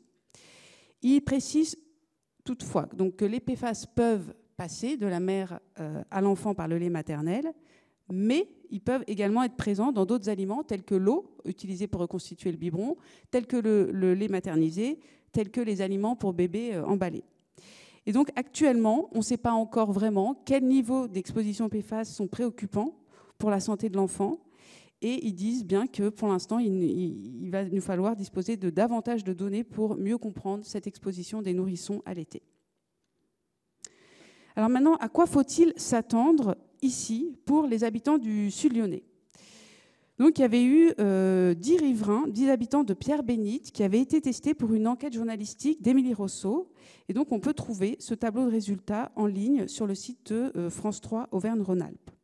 Si on regarde plus en détail les prises de sang, donc les dosages sanguins de ces 10 habitants de Pierre-Bénite, et qu'on fait la somme des 7 PFAS, il y en a 8 sur 10 qui sont supérieurs à 20 nanogrammes par millilitre. Il y a même une de ces personnes dont la somme atteint 250 nanogrammes par millilitre. Et puis les deux autres, eux, sont dans cette zone orange, entre 2 et 20 nanogrammes par millilitre. Si on les compare maintenant à la population française, et donc à la cohorte Esteban dont on a parlé, pour le PFNA, il y en a 9 sur 10 qui sont au-dessus du 95e percentile. Et pour le PFOS, il y en a 6 sur 10 qui sont au-dessus du 95e percentile. Alors, ce qui est certain, c'est qu'ici, localement, il faut s'appuyer sur les recommandations préfectorales qu'on trouve en ligne. Et il faut rappeler aux patients donc, que dans un rayon de 500 mètres autour du site industriel d'Arkema-Daikin, il est recommandé de ne pas consommer les fruits et légumes du potager, de ne pas utiliser l'eau des puits ni les eaux de pluie. Il est recommandé de ne pas consommer les poissons pêchés dans le Rhône, en aval de Pierre-Bénite et dans le Garon, ainsi que dans un petit lac, le lac de Combe-Gibert. Et, dernière recommandation, il est recommandé pour les habitants de ces communes, de cette quinzaine de communes, de ne pas consommer les œufs des poulaillers domestiques ni la chair des volailles. Et pour finir la conclusion, je vais passer la parole à Marc Chandelière. Merci Lucie. Alors, il vous est peut-être apparu consécutivement que vous étiez tantôt inquiet, tantôt rassuré, tantôt de nouveau dans quelque chose qui était une interrogation. Parce que finalement, tous ici, on ne soigne pas des chiffres, on soigne des patients. Et bien sûr, Lucie, tu nous as présenté une recommandation nord-américaine qui préfigure peut-être une recommandation française, sinon européenne. La difficulté, c'est que dans la vraie vie, les gens ils vont rarement venir avec une plainte ou une demande en lien avec les PFAS. Ça va sans doute être intégré au suivi et à l'action que vous avez en tant que soignant avec eux. Ça va donc être une question, au détour, peut-être d'une consultation ou d'une prise en charge. Parfois, ils viendront avec cette demande et peut-être retenir qu'il y a vraisemblablement des gens qui sont beaucoup plus exposés que d'autres. Vous dire aussi qu'on voit que dans un certain nombre de cas, on en reste à un suivi finalement identique à la population générale. Et peut-être, j'insisterai en disant que les recommandations nord-américaines, elles peuvent vous sembler bizarres, mais quand vous prenez un bateau et que vous traversez l'Europe, elles ne sont plus tout à fait les mêmes. Vous dire aussi que là, on vous a parlé de risque, mais la perception du risque, elle n'est pas la même d'une personne à un autre. Et que votre perception du risque, elle peut aussi induire beaucoup de choses et modifier la perception du risque. Alors, moi qui suis médecin généraliste et qui nage dans beaucoup d'incertitudes, souvent, je dis aux patients, quand ils viennent me voir, qu'ils sont en quête de certitude et que je vais être le plus honnête possible et que je vais plutôt leur répondre, sinon des probabilités, mais des choses hautement ou peu probables. vous avez vu que quand on est quelqu'un, peut-être travailleur du couloir de la chimie, on a sans doute plus probablement une exposition massive à ces polluants. Il va sans dire qu'on peut aussi imaginer que quand on est une population avec des inégalités sociales de santé, dans des bâtis plutôt anciens, sinon vétustes, quand on a un niveau de littératie qui est peut-être moins élevé que d'autres, qui est un mot compliqué pour dire qu'on a peut-être une moins bonne compréhension du système de santé, quand on a des ressources qui sont limitées, quand on a un moindre accès à des denrées alimentaires, bio, ce genre de choses, peut-être est-on encore plus à risque. Et je finirai en vous disant que l'approche centrée sur la personne reste, de mon humble avis de médecin généraliste, sans doute l'un des termes clés qu'on a souhaité vous mettre, approche ciblée, approche centrée sur la personne, probablement plus sur les personnes exposées. On vous a donné des clés. J'insiste lourdement en vous disant qu'actuellement, il n'y a pas de recommandations et que les études scientifiques, elles sont encore très difficiles, probablement parce que vous comprenez bien que c'est des expositions qui sont hétérogènes, variables, que les gens changent, que c'est des études cas témoins. On va comparer des gens exposés à des gens peut-être moins exposés. C'est des cohortes parfois rétrospectives et des cohortes de suivi en santé publique, ça prend des décennies. Or, il y a une action et il y a une injonction à agir rapidement. Alors, pour vraiment conclure et vous passer la parole, parce qu'on aimerait avoir les questions de la salle, vous dire que l'idée de ce soir, c'était de vous donner des informations probantes. Sans doute, elles sont amenées à changer. Vous avez peut-être vu, j'ai entendu, j'ai vu des choses un petit peu parfois contradictoires. Quand on vous disait que pour la thyroïde, sans doute, il y avait des choses qui étaient peu probantes, alors que dans certaines recommandations, on le disait. Vous dire aussi qu'il faut résister et être dépassionné dans nos prises en charge, parce que si on dose en population générale la TSH largue à main nue, je vous assure qu'on va trouver des problèmes de dysthyroïdie et on ne sera pas en capacité de savoir d'où ça vient. Donc peut-être collectivement, résistons tous ensemble, sans non plus se voiler la face. Il y a une exposition qui est probablement massive dans certains territoires et peut-être ça sera l'occasion, avec le temps, de continuer à construire avec vous. On a souhaité faire cette soirée entre professionnels parce qu'on estimait qu'il y avait un temps nécessaire entre professionnels pour échanger. Il n'y avait pas de volonté de cacher des choses aux populations et aux citoyens. Vous dire aussi en toute franchise qu'on réfléchit d'ores et déjà peut-être, si on a du temps, qui est une denrée assez rare, mais à ouvrir et à réaliser une soirée d'information portée par les professionnels et tournée vers les citoyens. Et je remercie l'ensemble des intervenants qui ont respecté un timing, ma foi, de manière exceptionnelle. Et maintenant, c'est à vous la parole.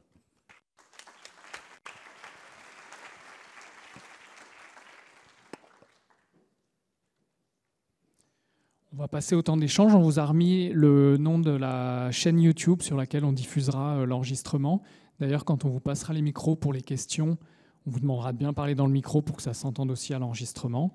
Vous avez les adresses mail des différents intervenants en cas de questions, le QR code pour le projet Erakis et puis l'adresse du labo participatif en santé. Je dirais juste un mot, on a principalement des professionnels de santé et puis quelques représentants de l'ARS, des collectivités locales. On voulait réserver les premières questions aux professionnels de santé et puis ensuite on ouvrira à toute question qui sera évidemment bienvenue. Peut-être si tous les intervenants peuvent venir ici, peut-être pour le temps de questions, si vous êtes OK.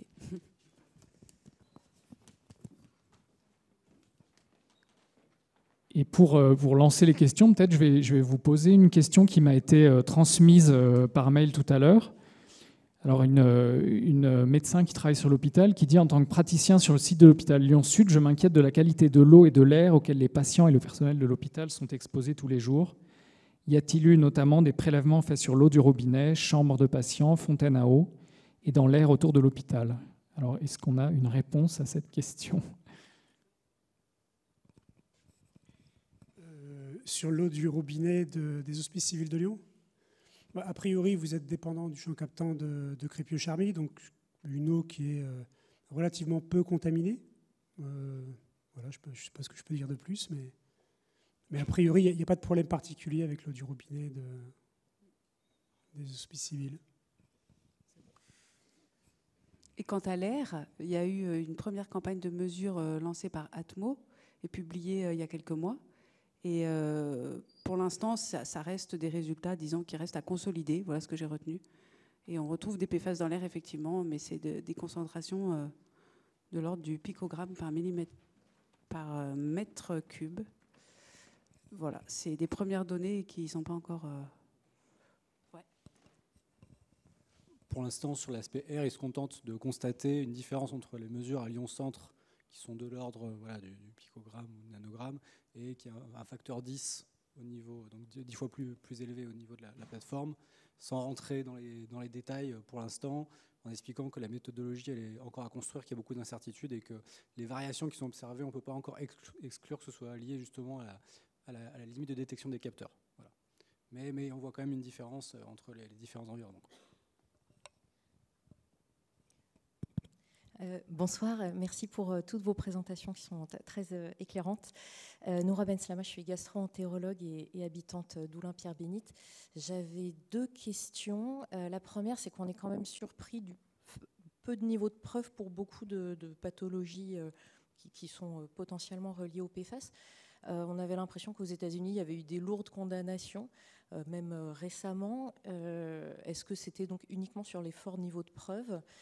C'est ma première question. Et la deuxième, c'est finalement sur le Oulin-Pierre-Bénite, autour le sud-ouest lyonnais, le diagnostic régional de santé, on a l'impression qu'il ne retrouvait pas plus de cancer du rein ou du testicule. Alors, il y avait plus de diabète, mais finalement, ça n'a pas l'air d'être fortement relié au PFAS. Je ne sais pas si on a des registres plus détaillés sur voilà, les pathologies liées au PFAS. Est-ce que ça a été est-ce que ça a été analysé?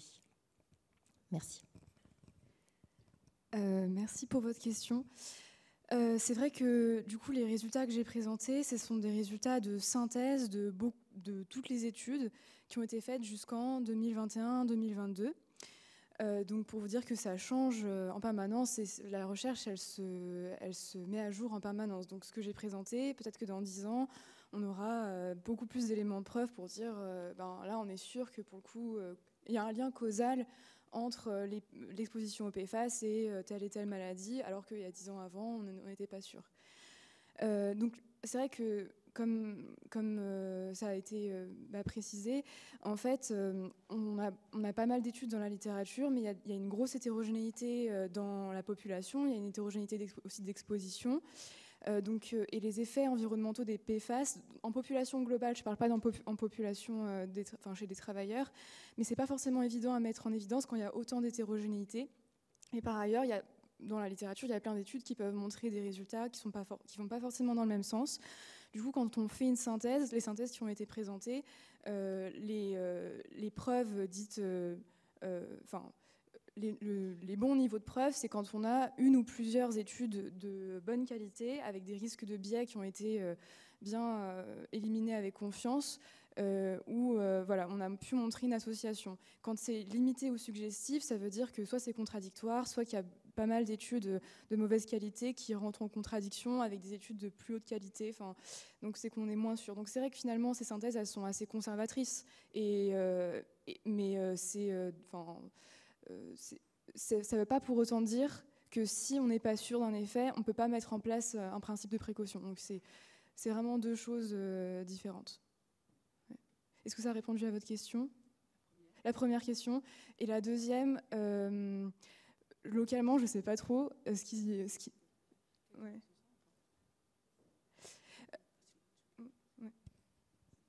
Sur le diagnostic local de santé, effectivement, il y a...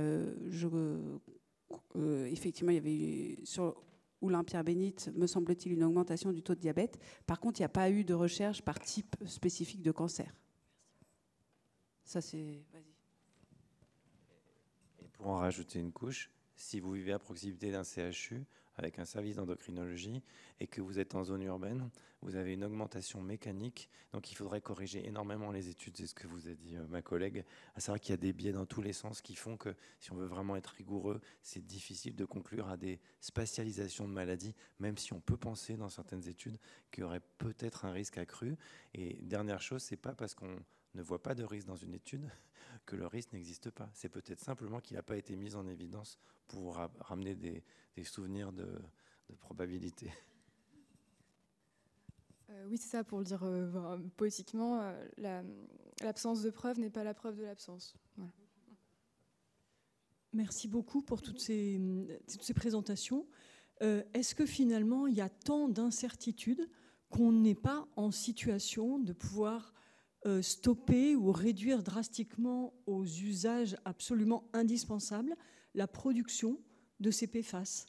Parce que j'entends bien qu'il y a eu toute cette diffusion pendant tant d'années et que maintenant, on est quand même dans un flou très, très intense. Donc c'est difficile, mais finalement, ce qui serait quand même important, c'est de pouvoir dire aux industriels et aux entreprises qui fabriquent ces PFAS, écoutez, maintenant, ça suffit parce qu'en fait, sur le plan de la santé, on ne sait pas gérer. Mais est-ce qu'on en est là ou est-ce qu'on n'en est pas là, finalement? Et quelle étude permettrait ou quelles données permettraient avec sérénité d'aller dans cette direction-là? Moi, c'était ma question pour ce soir. Alors peut-être que sur le plan plus politique, etc., certains auront une meilleure notion que moi. Moi, plus sur l'aspect professionnel, généralement, c'est vrai que les industriels sont encouragés à changer dès qu'un produit est considéré comme nocif de manière avérée ou fortement suspectée. Ils sont encouragés à modifier pour des procédures qui le sont moins ou si possible pas du tout. Mais selon ce qui est disponible. Donc je pense que c'est aussi corrélé à la recherche qui est faite pour leur permettre d'avoir des alternatives qui leur permettent de continuer leur activité, parce que j'imagine qu'il y a aussi des volets économiques et puis autres qui sous-tendent ces décisions, mais du coup qui puissent permettre également de pouvoir respecter l'aspect sanitaire de leurs professionnels et puis des personnes, des utilisateurs de leurs produits. Mais il y a aussi peut-être des volontés politiques, j'entends. Mais c'est pour ça que j'ai dit je laisse l'aspect politique.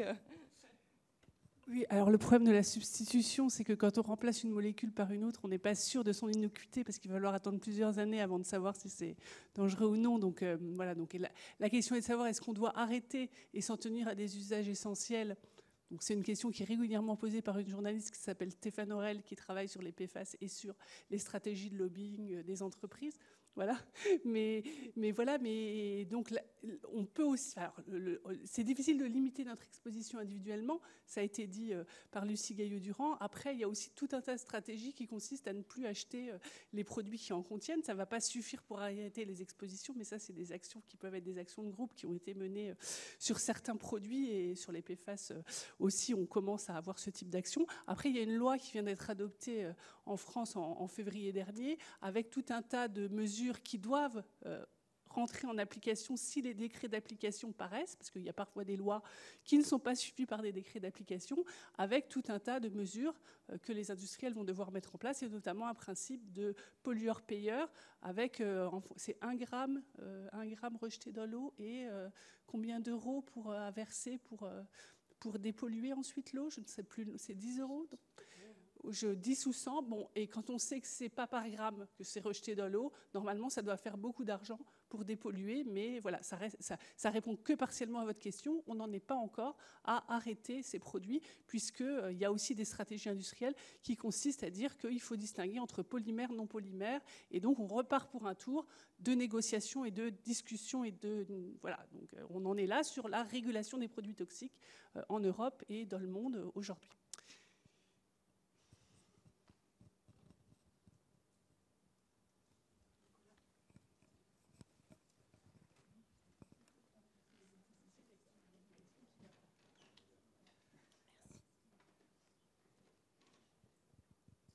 Bonjour, j'avais une question concernant les filtres qui avaient été validés. Je voulais savoir si réellement ils avaient un impact sur la qualité de l'eau et si la réduction de la quantité de PFAS était réelle ou pas.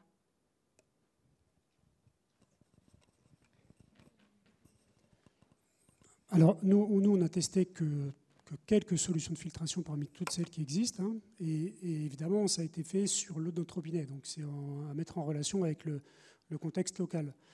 Globalement, les solutions qu'on a essayées, elles fonctionnent relativement bien. D'abord, elles éliminent toutes les molécules à chaîne longue, qui sont quand même les molécules les plus bioaccumulables et les plus toxiques, donc celles qui sont quand même les plus inquiétantes pour la santé humaine. Et puis ensuite, globalement, quand même, elles ramènent à des taux qui sont, qu'on peut considérer de l'ordre de l'acceptable. À noter quand même que l'eau du robinet à Lyon, c'est vrai que les PFAS de l'eau, ça fait vite peur parce qu'il y a eu le scandale du pont de Nemours, le film Darkwater, qui est quand même assez anxiogène, qui est un film qui a eu quand même des répercussions et un impact assez fort dans la population, et c'est bien normal.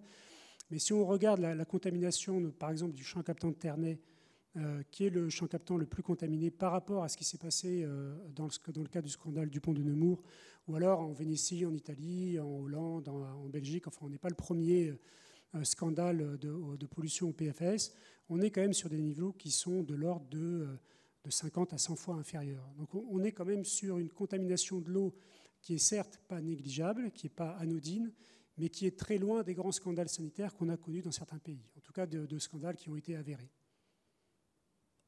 Et pour répondre à votre question, globalement, les solutions de filtration sur charbon actif, ça fonctionne assez bien.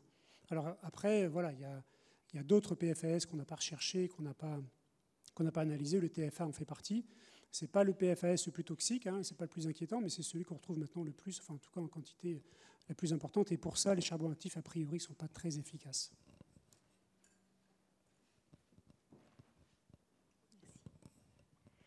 Bonsoir, merci pour vos interventions à tous. J'avais une question pour M. Delon, mais peut-être les autres pourront répondre.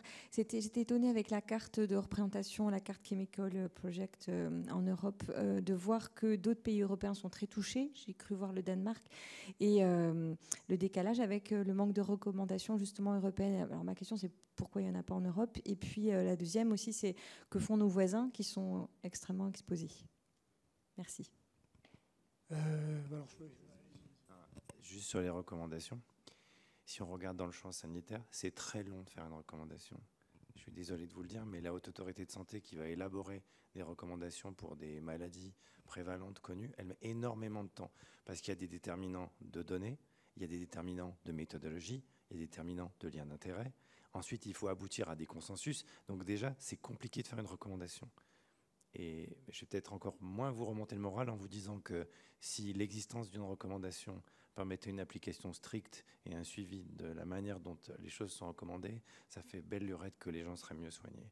Donc il ne faut peut-être pas faire de la recommandation un objectif en soi qui soit unique. Il y a peut-être d'autres leviers. On a parlé de la législation, on a parlé de l'implication citoyenne, on a parlé de remettre les gens autour de la table. Peut-être que c'est des stratégies qui sont complémentaires et peut-être même plus rapide qu'un certain nombre de recommandations. Après, pour aller sur la notion de recommandation européenne, vous avez vu que la cartographie, elle montrait quand même qu'il y avait des zones où ça semblait plus rouge, peut-être parce qu'on avait plus cherché, plus trouvé. Rien ne dit que ça ne pourrait pas encore évoluer. Si vous changez les valeurs seuil, là aussi, vous faites changer vos cartographies. Et pour autant, faire une recommandation seule, ce n'est pas toujours simple. Avec tous les pays européens, peut-être que ça ne l'est pas toujours. Et on est aussi dans des temporalités qui seront peut-être aussi entre guillemets, des obstacles. Donc peut-être que les données dont vous a parlé Lucie, ça constitue déjà un point de repère sur un travail quand même scientifique qui a été élaboré, qui peut être aussi quelque chose d'assez confortable ou correct pour attendre. Oui, et puis en fait, donc, ces valeurs-là qui sont des normes de qualité, en fait, la valeur de 100 nanogrammes par litre pour la somme des 20 PFAS, c'est une valeur de qualité de l'eau, ce n'est pas une valeur sanitaire. Ça, c'est le premier point. Et puis, ce n'est pas tout à fait la même chose. Par exemple, aujourd'hui en France, quasiment toutes les semaines, on découvre un point qui est plus contaminé que le champ captant de Ternay. Et pourtant, il n'y a pas d'usine à côté. Souvent, c'est lié à l'utilisation de mousse anti-incendie, mais pas que. Mais vous voyez, ce n'est pas la même chose d'avoir 150 nanogrammes par litre ou 300 nanogrammes par litre de PFOA dans l'eau et puis d'avoir la même quantité en PFPEA ou PFHXA. Parce qu'en fait, dans la nouvelle réglementation de qualité de l'eau, on considère les 20 PFAS comme étant quelque chose d'uniforme, ce qu'ils ne sont pas. Quand on regarde les valeurs toxicologiques de référence de chaque PFS, on voit bien qu'il y a une grande disparité entre les molécules, y compris pour la bioaccumulation. Vous prenez le TFA, le temps de demi-vie du TFA dans l'organisme, c'est 12 heures. Le temps de demi-vie du PFOA, c'est 3-4 ans, selon les études. Le PFHXS, c'est 6-7 ans. Enfin bon, vous voyez, il y a une grande disparité vraiment entre les types de PFS, mais ils sont tous regroupés au sein d'un même ensemble. Il y a une espèce de prise en compte d'un potentiel effet cocktail, visiblement. C'est une norme de qualité, donc ce n'est pas des valeurs sanitaires. Et puis, l'autre point, en fait, finalement, cette norme-là, elle se réfère beaucoup à la norme sur les pesticides. Pour les pesticides, la norme, c'est 100 nanogrammes par litre pour un pesticide ou 500 pour tous les pesticides. Mais pour les PFAS, c'est pareil, c'est 100 nanogrammes pour 20 pesticides ou 500 pour tous les PFAS. Et pourtant, tous les produits n'ont pas la même toxicité, tous les produits n'ont pas la même dangerosité, y compris dans les pesticides. C'est pareil pour les PFAS. En fait, c'est une norme de qualité qui dit votre eau elle est de bonne ou de mauvaise qualité. Mais finalement, ça ne veut pas dire qu'elle reste potable ou non potable. Vous voyez ce que je veux dire? C'est un peu la distinction. Si on est en dessous des 100 nanogrammes par litre, mais qu'on est au-delà de la valeur sanitaire pour le PFOA, il risque d'y avoir quand même des mesures de restriction de consommation de l'eau. Il me semble que pour le PFOA en France, on doit être à 75 nanogrammes par litre. Je ne sais pas si je dis une bêtise ou pas, mais il me semble que c'était ça. Donc si on avait plus de 75 nanogrammes par litre de PFOA, mais qu'on était en dessous de la norme, probablement qu'il y aurait des restrictions qui seraient prises.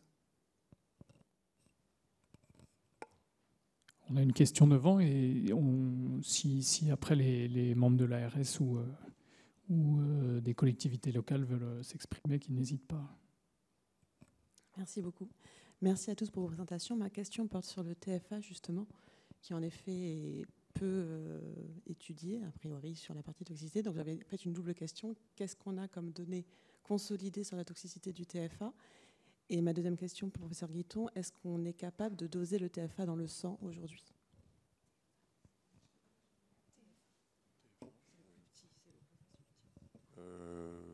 Le TFA, je ne sais pas, je ne peux pas vous répondre de tête comme ça. Si on peut, je peux le chercher. Si vous voulez, je peux le chercher comme ça de tête. Je sais pas si c'est probablement publié, parce qu'il y en a quand même eu beaucoup de publications.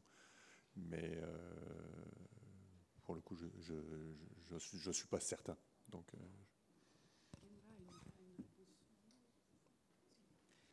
Oui, alors nous, on est engagé avec les salariés de Salindre dans une enquête aussi où ils aimeraient faire doser le TFA dans leur sang, puisque l'usine va être fermée. Et donc Laurent et Maureen, qui est biologiste à la retraite, qui travaille avec eux, s'est renseigné.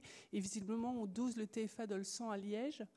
Et nous, on a posé la question au Laberca, et le biologiste nous a répondu que c'était un challenge analytique. Donc voilà. Et on n'en sait pas plus pour le moment, mais ça a l'air assez compliqué comme dosage de faire ça, quoi. Voilà. Et sur les données consolidées sur le TFA, je ne sais pas.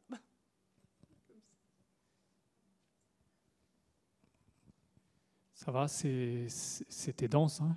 Vous êtes toujours là.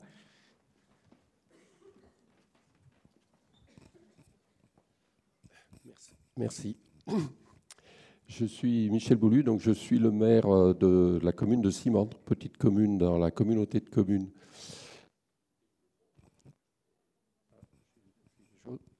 Non, c'est bon. Donc, nous sommes touchés évidemment par les PFAS. Et parallèlement, je suis président du syndicat Communes et Régions, distributeur d'eau potable. Et je suis aussi délégué au Sud, qui est de pompage.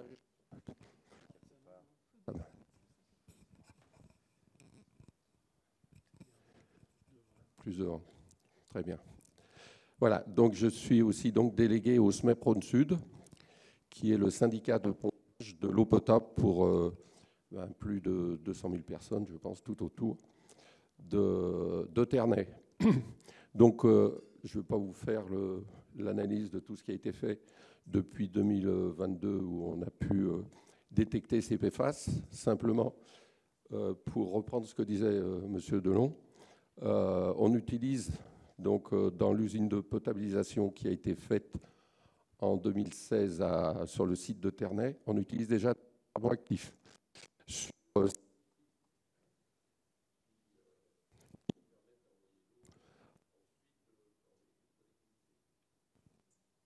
de chance. Donc, remarquez que ces filtres étaient actifs, ce charbon était actif.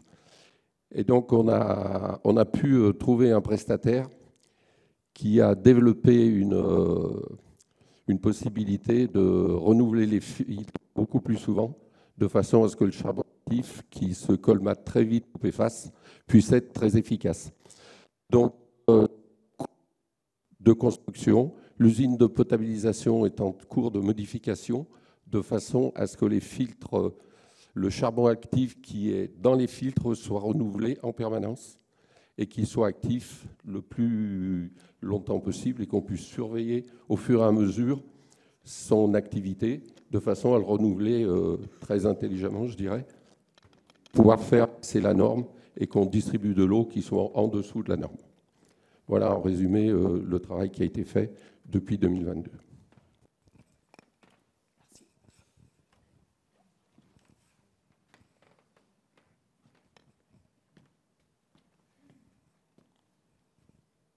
Un petit mot de conclusion? Ou pas?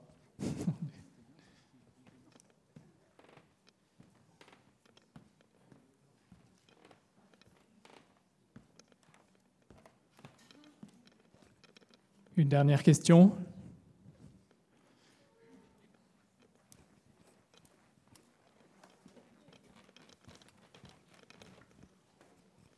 Oui, bonjour, bonsoir, merci pour cette présentation.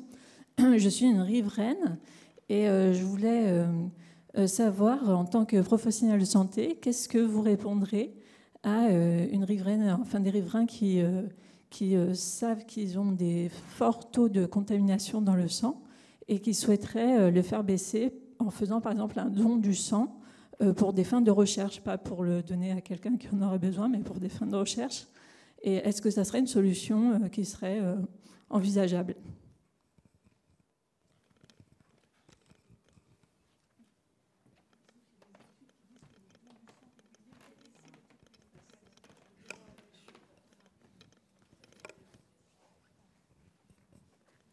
Oui, effectivement, il y a peut-être quelques études qui parlent du fait que les saignées, enfin ou dons du sang, diminueraient le taux de PFAS dans le sang. Peut-être que Jérôme aussi en sait quelque chose. Mais en tout cas, ce que recommandent les académies américaines disent que c'est pas, enfin, ne le recommandent pas, quoi, que c'est trop douteux. Voilà. En rester au bénéfice-risque, faire un don du sang. Au niveau hémodynamique pour un corps, c'est quand même quelque chose d'engageant. Et je pense que vu le nombre de malaises qu'il y a de manière récurrente dans les dons du sang ou ce genre de choses, on pourrait aboutir à un effet qui ne soit pas l'effet souhaité. Et je terminerai, je conclurai avant qu'on peut-être n'arrête cette soirée en disant que l'enfer est pavé de bonnes intentions. Et c'est ça le problème. Et que le temps de l'angoisse, le temps de la santé publique, le temps des politiques n'est pas tout à fait le même. Donc il faut essayer de trouver des normes qui accordent un peu tout ça. Parce que de la même manière, quand on a quelqu'un qui est riverain et qui vient en disant « j'ai des taux, je me suis fait tester, ils sont très élevés, je suis inquiet », il faut entendre cette inquiétude, il ne faut pas l'écarter, il ne faut pas la banaliser, il faut plutôt se positionner comme un professionnel qui va faire son job, qui va accompagner idéalement pendant des décennies, si c'est un médecin de famille, la personne dans sa santé, qui va aussi prendre en compte toutes les autres expositions et qui va peut-être essayer d'amener une prise en charge centrée sur le risque, sur la personne. Moi, j'en reviens vraiment à... On a une approche centrée sur la personne. On est tous des professionnels ici, ou guère sans manque. Il faut qu'on reste professionnel parce que je pense que c'est ce que vous attendez de nous. Et merci beaucoup à tous et à toutes. Merci à tous. Peut-être qu'on va devoir libérer l'amphi parce que la fac est déjà très sympa de nous accueillir et a étendu ses horaires pour nous. Merci beaucoup d'être venus. On mettra donc l'enregistrement en ligne